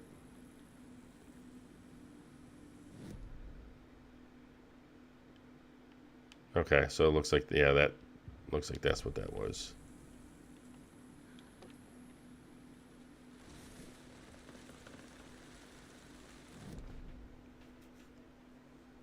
All right, so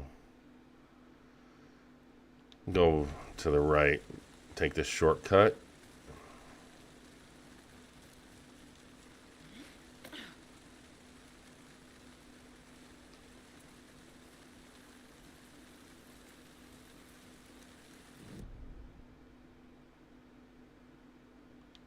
No, we actually got to go right here.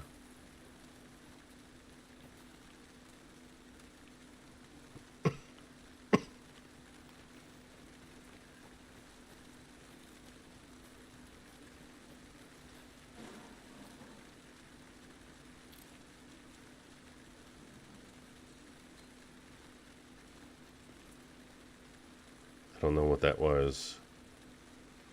I have a feeling things aren't going to remain calm here much longer.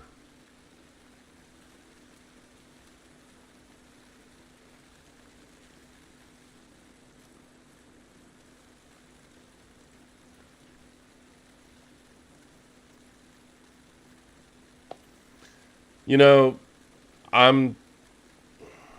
here's the kicker. When it comes to like main console, I'm probably going to switch back to PlayStation if the PS5 Pro comes out. That, you know. Okay, so this same thing happened in the first game. There'd be like moving shadows and a lot of wind. I think we're about to get attacked.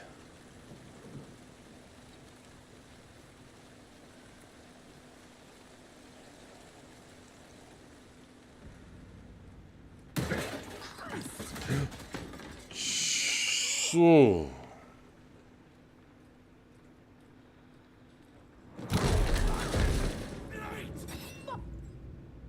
Toggle flashlight boost to burn through the darkness surrounding enemies.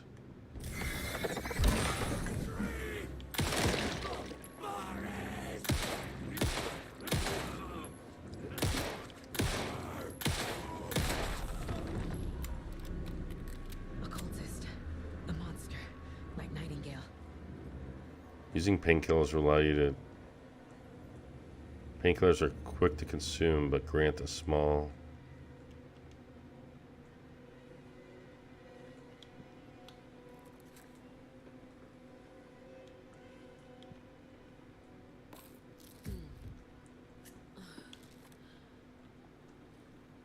Painkillers are also in Max Payne.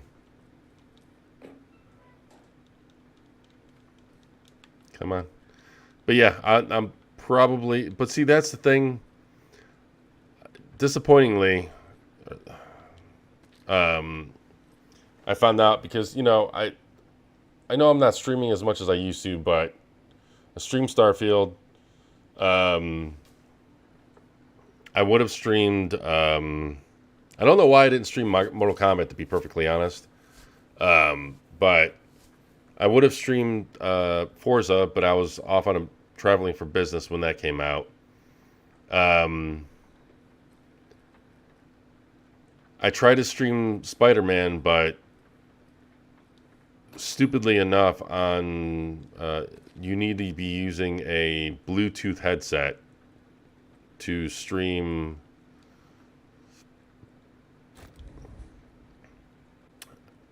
so you get like a satchel or something to give you more carrying capacity, like Resident Evil. That's funny. Yeah, so I tried to stream. I wanted to stream Spider-Man 2, but I wasn't getting any audio through the capture device.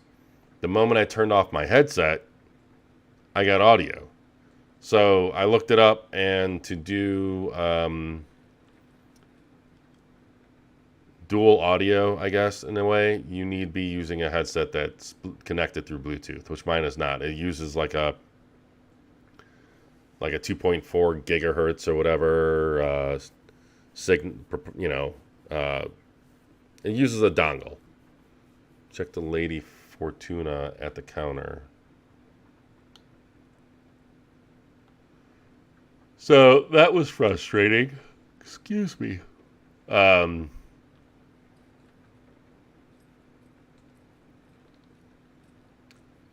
So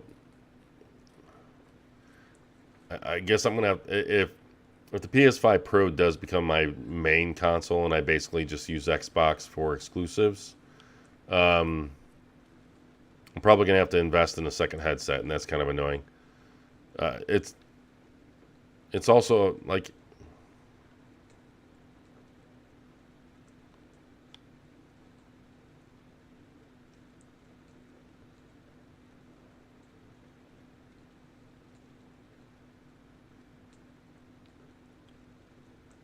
all right, so 705 to 713 is 7. No.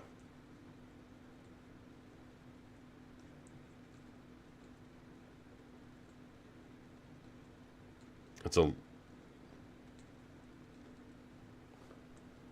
My God, is my brain fried?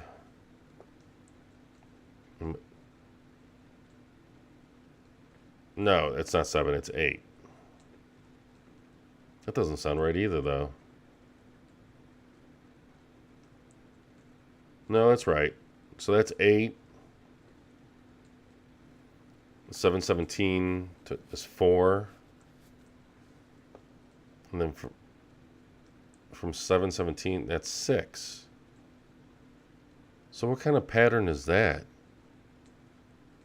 Unless 864. Let's try that. Is there anything else?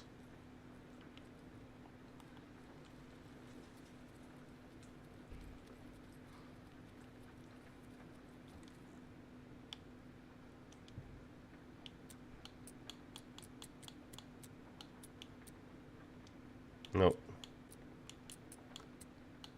So, check with Lady Fortuna at the counter.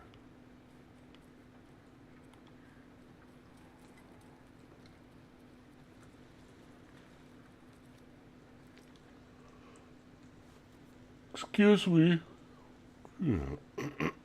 Don't forget update code. So I guess 723 is the, or 705 the most. Let's do 705 and then 723. Hopefully one of those is the most recent updated code.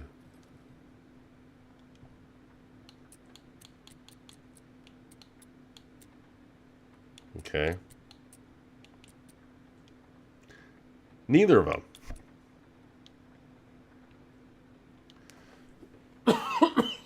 Excuse me. You can use the PS5 Pulse 3D headset and maybe get a PS5 camera. No. I wouldn't use a PS5 camera. I did that in the early days on the PS4, and I wasn't a fan of the quality. Because I'd still be streaming it over my PC. The whole point of streaming it through the PC on the capture card would be... Now, I might get the Pulse 3D headset. I don't know. I'm going to see what the best Bluetooth headset is. I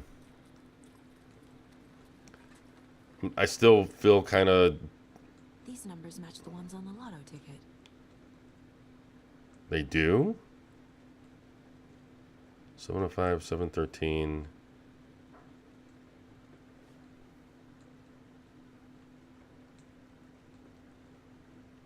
Oh, I see.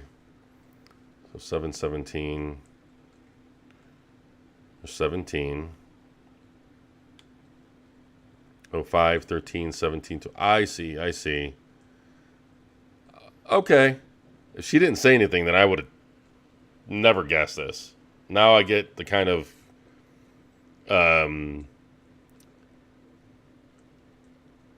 what do you call it?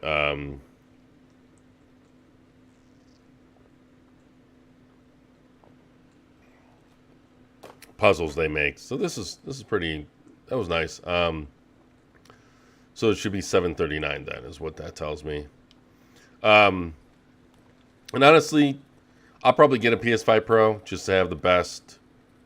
Because the more I think about it, I've been playing. Shit, what was the next? God damn it. I've been playing more and more PC. Like I got this on the PC. 739. So the more I think about it, maybe the PlayStation isn't going to be my main console. The PC is actually turning into my main console or platform. There we go. But I'd still get a PS5 Pro so that I can play the PlayStation exclusives.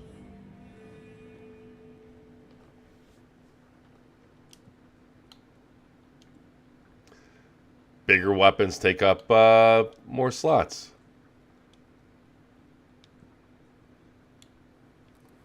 It's pretty funny.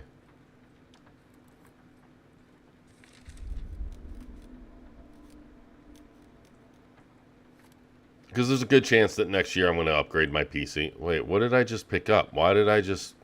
That looked like it was another page of the manuscript.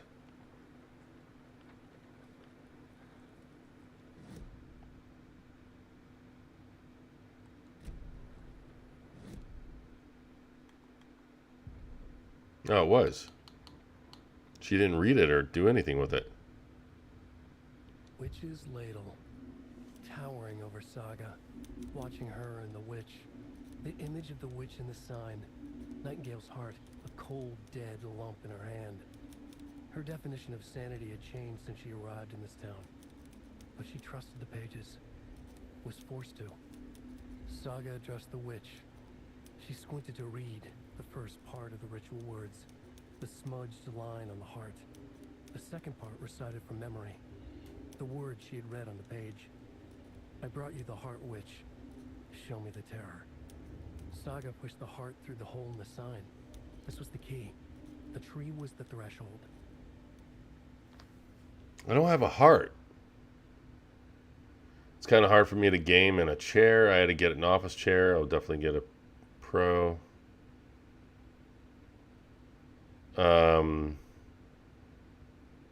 Yeah, see, the thing is, that's great. My PC is right here. My TV is right here.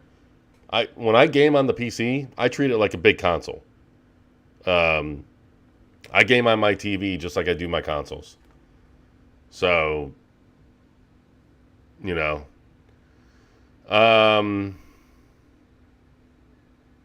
so, moving over the PC gaming to me is not that big of a deal. I get why some would prefer like the more relaxed playing on a console, and I do prefer the like kind of ease of use of consoles over PCs, even though I also there's also a part of me that likes the tweaking nature, let's say, of PCs. My biggest issue with PCs is HDR has gotten better. It has gotten much better, but it's still not quite up to the same kind of ease of use that's on consoles. And unfortunately, there are some ports that just are not good on the PC because of like shader compilation stutter, poor CPU utilization, like just graphic settings that just don't work. PCs aren't given the the time that I think they need. Not that developers aren't trying, but it's totally different from developing on closed boxes that you know everything versus developing for a PC that there's a wide range of configurations. I get the challenge. And shader compilation, stuff like that. Like, that's things that you have to take in consideration on the PC. So, like, in those instances, if a game comes out, like, what may end up happening for me is if a game comes out and it's great on PC, like Alan Wake is an excellent PC port. Like, that Remedy has a PC background, PC history, no surprise there. But if another game that I'm looking forward to, like a third-party game comes out and the PC version is kind of like a mess or not as good, I'll probably get on the PS5 Pro.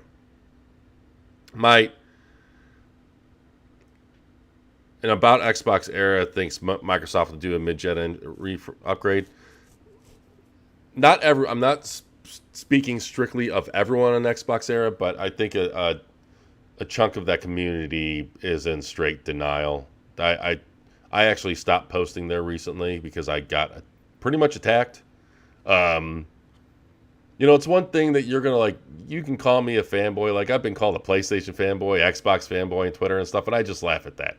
You can call me a fanboy all day long. You can,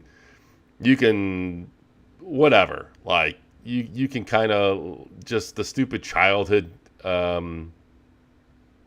insults, they make me laugh. But you attack my character, that's where I take issue. And I had someone that was saying that I was being dishonest and lying. Someone else was saying that I was gaslighting just because I said that some people... and that's the thing. When I speak about things, I talk about some people. I don't paint a broad stroke and say that everyone within a community or everyone within a group or whatnot, but some people on that site, I said, that, because the topic at the time of being discussed was the biased media, and I don't like to generalize like that. I mean, there was countless times that I was called an Xbox fanboy right off the rip. Didn't matter what I said. Didn't matter what the discussion was. Like, that I was automatically an Xbox fanboy because someone saw that I contributed to Xbox era. They'd see some of the inflated scores, let's say, that would be given to Xbox exclusives from the site. And like, I didn't care that they called me an Xbox fanboy, but it was just annoying that they just shut down anything I said because of that, like that association. And I've been, the point is, I've been on the receiving end of a generalization. And the funny thing is, you got Xbox fanboys that are talking about biased media against Xbox.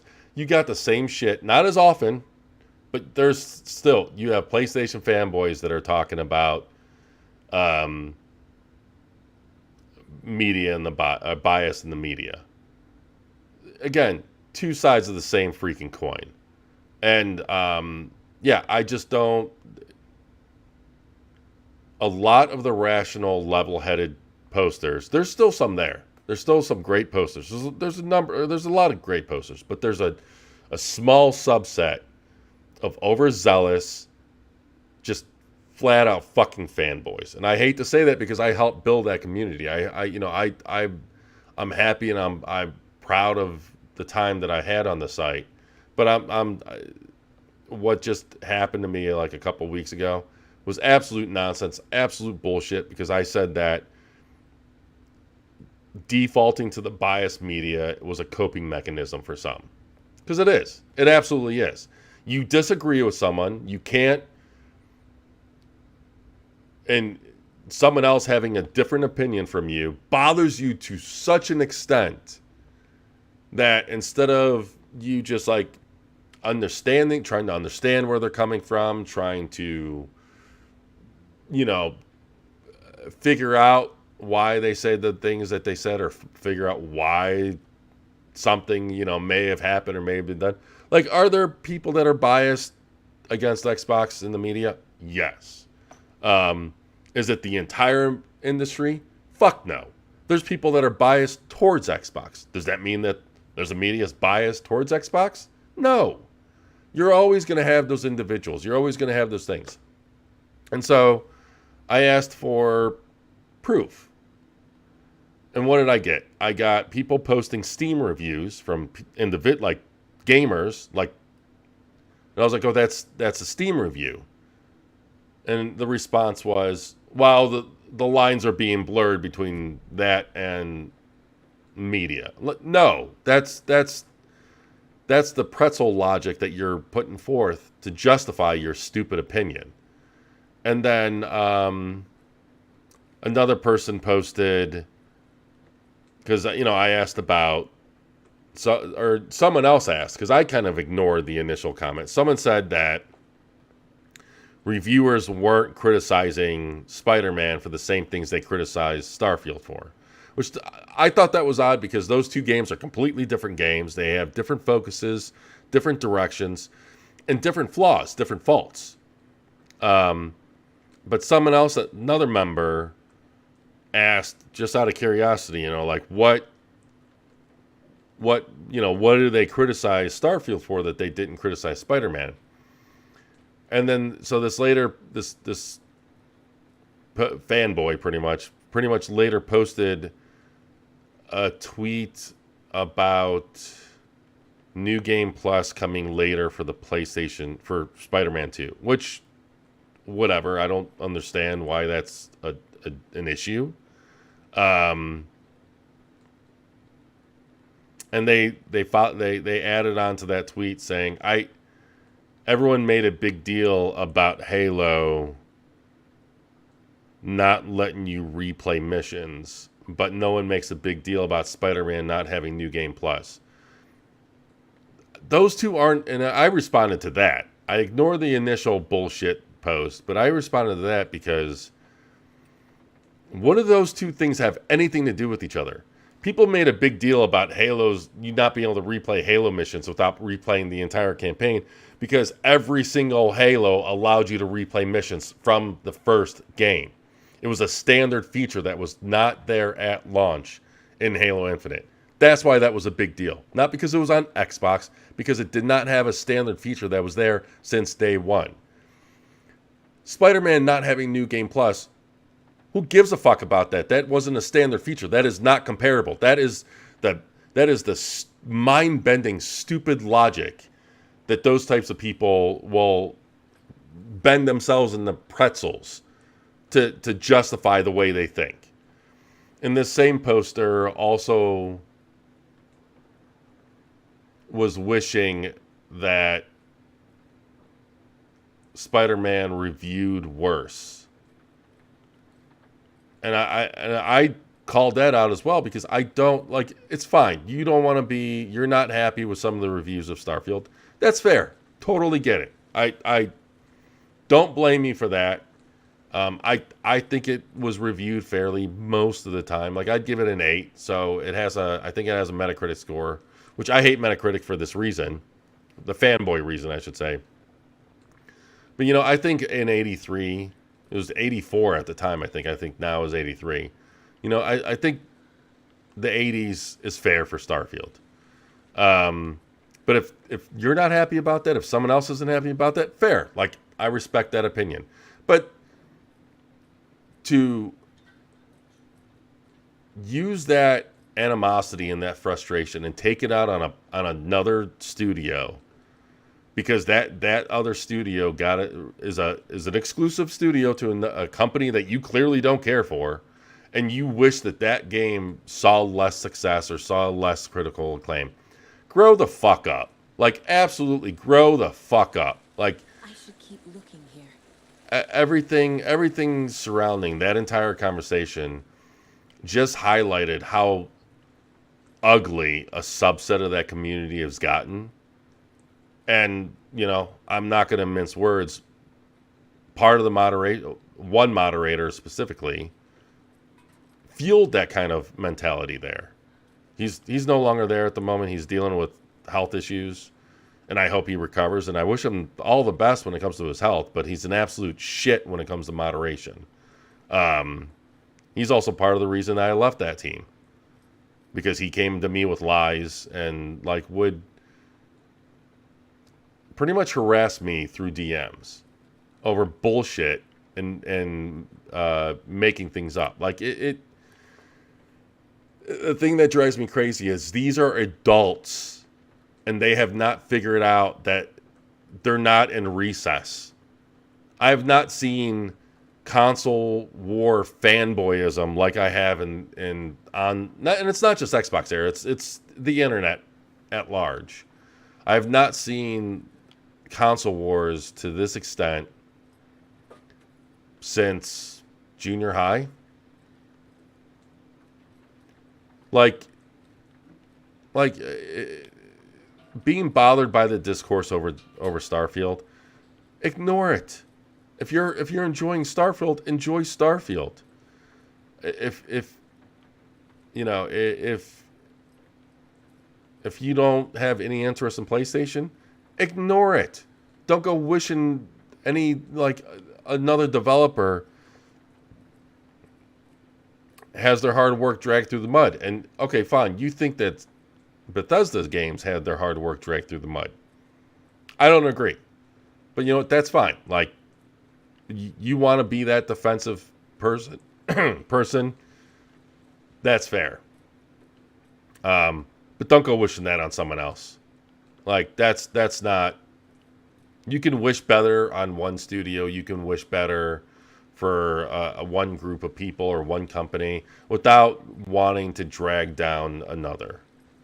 And it's like, so yeah, there's a subset of that community that, and then I've seen a number of people expressing that they think that Microsoft is going to do a pro console. No, they're not. If they did, it would have came out in the leaks. If they did, we probably would have seen something of it. I hope they do. I sincerely hope they do. I legitimately hope they do a pro console. I'm disappointed that it doesn't look like they're going to do one. I would prefer my main console catalog remains on Xbox. It has nothing to do against PlayStation per se. Last gen, I think I proved that I have no issue making PlayStation my primary platform console. My concern is what we saw when it comes to backwards compatibility and what we continue to see when it comes to backwards compatibility. Sony's was kind of like a one and done. Within like the first 6 months or whatever, they upgraded some games for 60 frames per second and whatnot, and that's to be admired. And like, I took advantage of that. I appreciate that. But how they're treating PS2 and PS1 backwards compatibility, I think is slimy as fuck.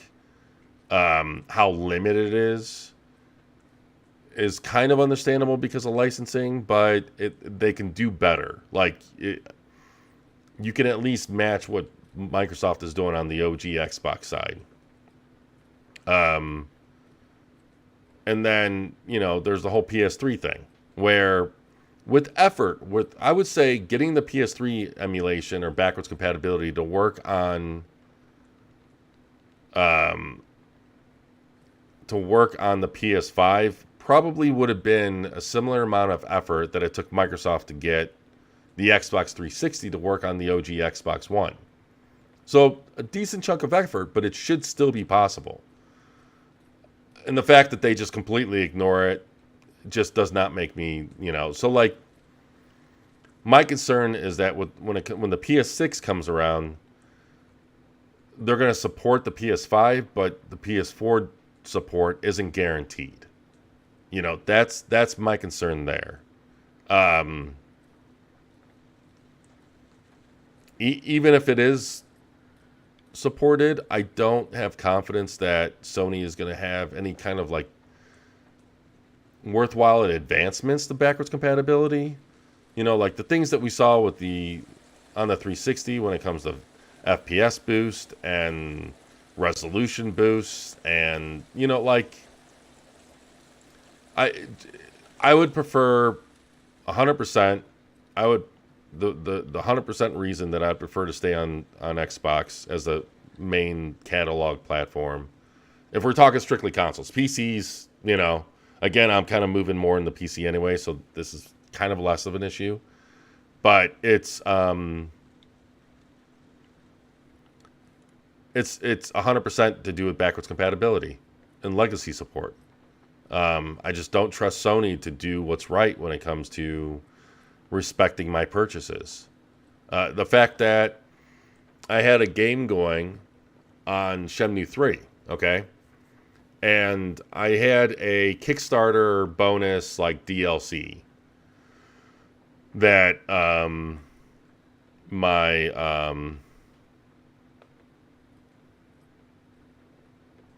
had a Kickstarter bonus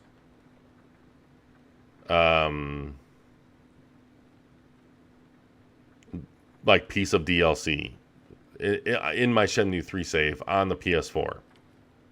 And then when it was confirmed that and I was pretty far into the game. And then it was confirmed that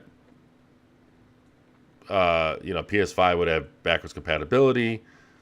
I held off. I stopped playing because one of the reasons I didn't beat the game at that point on PlayStation 4 is because it was kind of difficult to play because on the PlayStation platform, Shenmue 3 is completely unlocked. They didn't lock it down. It's not 30 frames per second like I would have preferred, and it's certainly not 60. It's like in the mid 40s. So it would just have constant frame pacing issues, constant judder. It made things like QTEs difficult because of the inconsistent frame rate. So I was like, okay, I'll wait till I play on the PS5. There's no way, there's no reason that shouldn't be able to produce a locked 60 frames per second. So I loaded up on the PS5. That was one of the first games I downloaded. And my saves weren't compatible because I was able to see my saves, but the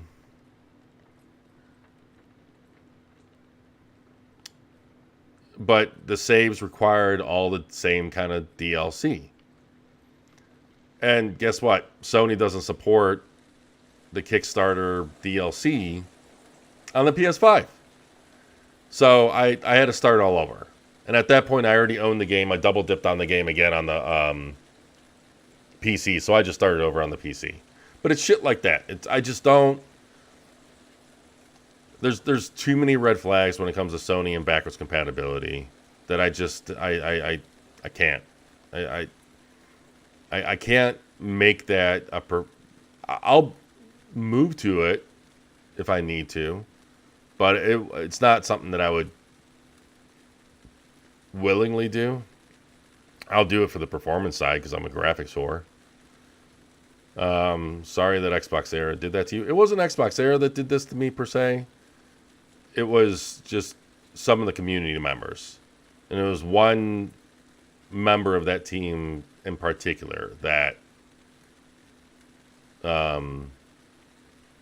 he's an absolute toxic fanboy. Like another Alex Casey lunchbox? The vast majority of the team, and you know, and that's fine.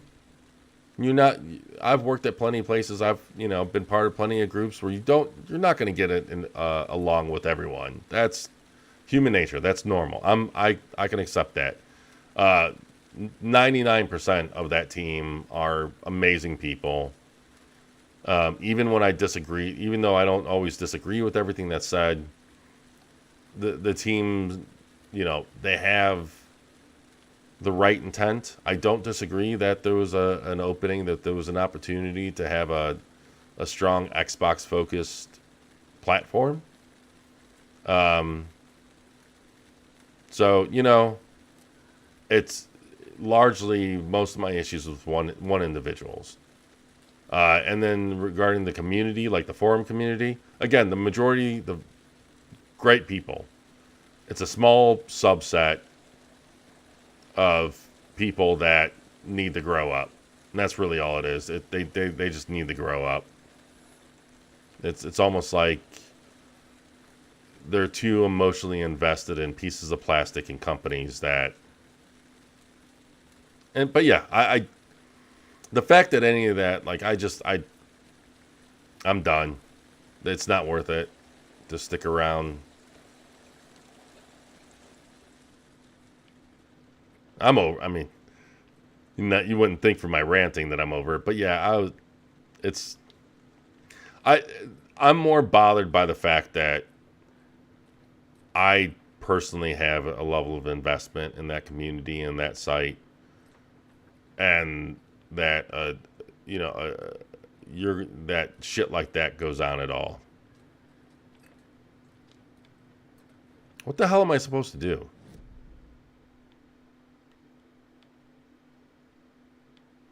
And I wonder, is the circle where I'm supposed to go next? Is that what that means? That would be silly not to support PS4, giving the architecture is x86. Yeah, the architecture is x86. But you can say the same between the PS4 and PS5. And it wasn't even Sony that produced AMD. AMD is the one that made the backwards compatibility a thing. AMD is the one that put the bulk of the effort and the work into. And here's the thing, right?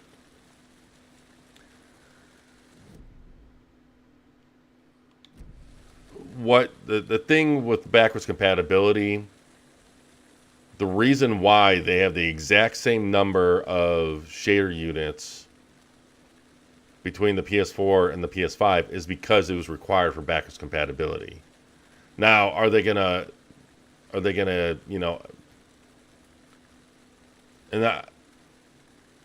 I don't know if they're gonna make their operating system or whatever, is governing that more flexible when the PS5 Pro comes out, but there's just too many red flags.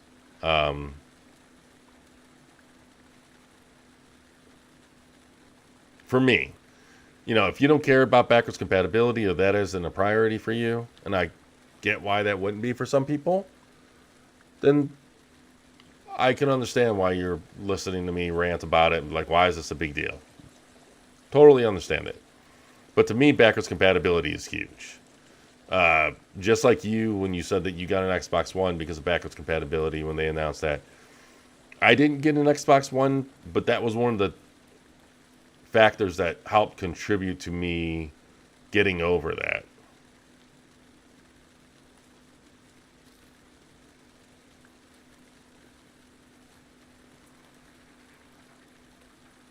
And bias, I do find the tech people and a few devs to be questionable on Twitter.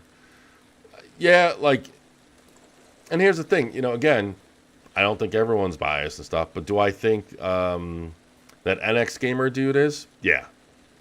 But he's said enough things that, and here's the thing, this isn't like me taking a single word and blowing it up out of proportion or misconstruing it.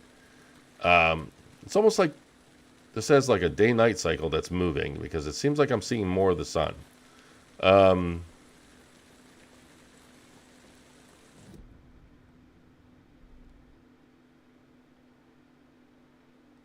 don't know what.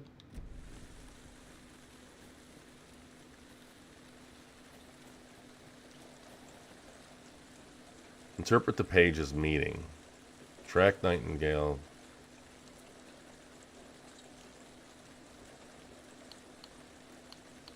Oh, I can do an upgrade. Let's do that. Now, what does it mean, interpret the page's meaning?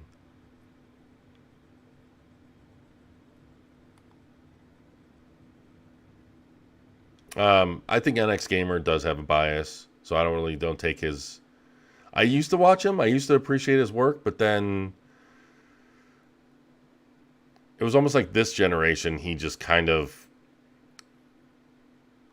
stopped caring about having some objective, like, views over it.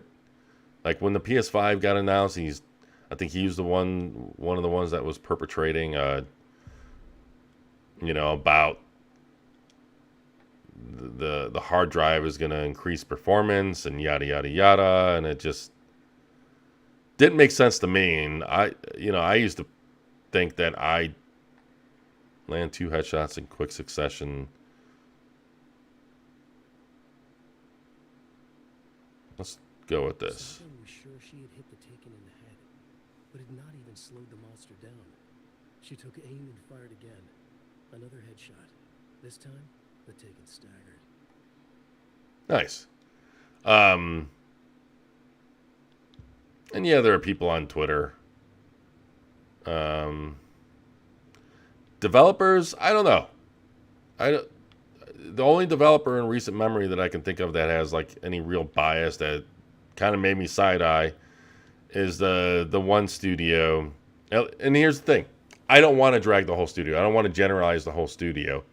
At least whoever's in charge of their social marketing, that one studio that's working on that horror game where they were basically directly saying that they're going to have to downgrade it for the Series X because it was designed around the PS5 and the fast Quantum Error. Yeah, that whole shit show.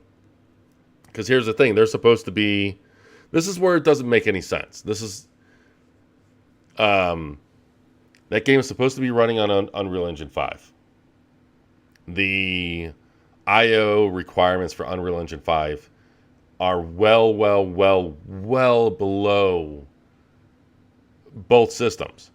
There's absolutely nothing going on that should have been done on one system that couldn't have been done on the other. And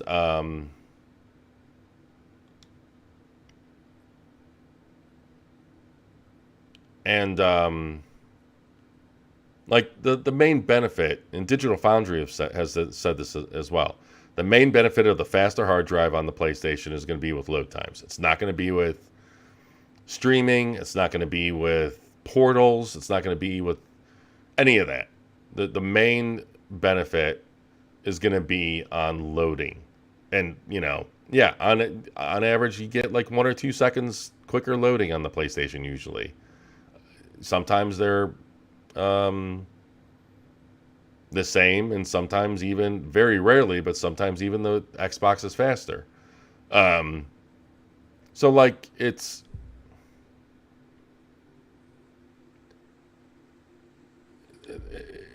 to outright say that, like I'm glad that they got called out the way that they did. Witch's ladle, towering over Saga, watching her and the witch. Okay, well, I don't know what to do. I'm legitimately kind of lost. So unfortunately, I think this is where I'm going to end the stream because I feel like I'm just ranting and not actually playing at this point. And besides, I kind of didn't want to get too deep into the console version anyways because I'm going to be restarting all this all over again on PC. Which I'm probably going to take a break, get something to eat, and then restart the game on there. Because I legitimately...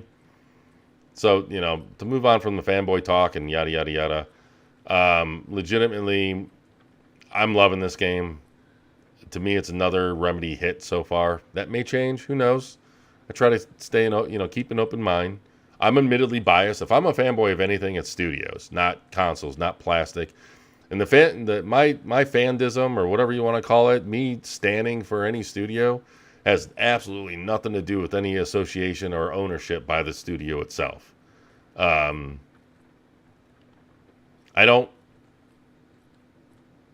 like I just have always loved Remedy games since Max Payne 1.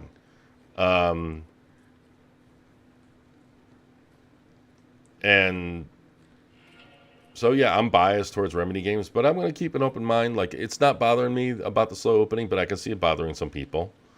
And who knows? Maybe the story or the game just goes tits up and something becomes really annoying, and I end up not liking this game. That's always a possibility. But so far, I'm loving the game. Graphically, it's absolutely amazing. You got this like shimmering on some objects, like specular aliasing. So that's kind of distracting. DLSS is gonna. That's not even. I don't even think that's specular. I think that's just FSR 2.0 breaking up, because it stops when you. It becomes solid when you stop moving. But still, outside of that, graphically it's amazing. It's maybe. Move over to performance. I do like how you can see the changes in real time in the background. Now, in performance mode, even on the smaller monitor, it's pretty soft. It's a noticeable downgrade in resolution. I don't know what it is on Xbox. It may be the same, but on PlayStation, performance mode is like 860p or something, and FSR upscales it to 1440p, whereas quality mode is 1440p native, and FSR brings it up to 4K. So, like, to me, I've seen people online, and you know what? If they see it this way, more power to them. I'm jealous. I wish I could look at these two modes and be like, oh, you know, they're very similar. They're pretty much the same. Not to me, no. It's very noticeable. To me, the difference is very noticeable. And it sucks. I wish it wasn't like that for me. But still, you know, this isn't bad. It's just soft. It's very soft. You get less foliage, less plants. I think the shadow resolution looks like it's also lower. But if you prefer, if you just can't play at 30, and there's an adjustment. Like right now, it's taking me some adjustment. This is what I'm hoping to get, though, on PC. I'm hoping to get at least, I'm probably going to get better than console quality graphics at 60 frames. I may try the path tracing and see what, and the path tracing does look amazing, but I'd be happy with just console-like graphics, like slightly better than console at 60 frames. Compared to the quality mode. Anyways, yeah, the music is amazing. I've enjoyed the campaign, the story so far. Graphically, it's amazing. It's easily the best game out there. Like this is kind of, to me, this is like not making a competition out of it, because when Hellblade 2 comes out, I'm sure, you know, it's still going to look amazing. But this is, to me, this is kind of like, this reminds me a lot of Hellblade in terms of like rendering features, rendering quality. I think Hellblade may have a slight edge when it comes to like character models or maybe like facial animations, but you know, lighting, environments, post-processing effects, they're both very post-process heavy games. So it's amazing though, like in the fact that this is Remedy's own proprietary engine is just awesome. Anyways, yeah, it plays good. The only knock that I'd give it is there could be more action, because we're now 4 hours in and we shot 2 people. Which, you know what, doesn't bother me. I'm fine with that, but I can see that bothering a decent number of people. And that also, I was also wandering, I was also ranting and pausing. So we can cut maybe an hour and say that you shoot 2 people in the first 3 hours. That's still not a lot. I'm fine with it. I appreciate that the game doesn't have a central focus on just shoot, bang, bang. But, you know, I think it's something that people should be aware of. anyways, that's my initial thoughts. I'm loving the game. I think Remedy knocked it out again. I can't wait to get back at it. I'm going to get something to eat and then restart on PC. But if you made it this far, thank you. Thank you. I don't know when I'm going to stream again. I'll try to stream next week. I think I have to travel again next week. Work has just been nuts.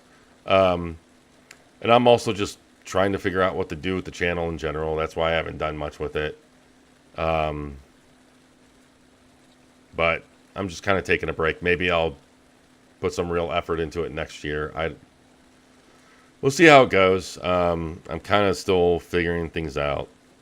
But thank you. Hope you guys take care and gals. And I'll see you guys next time.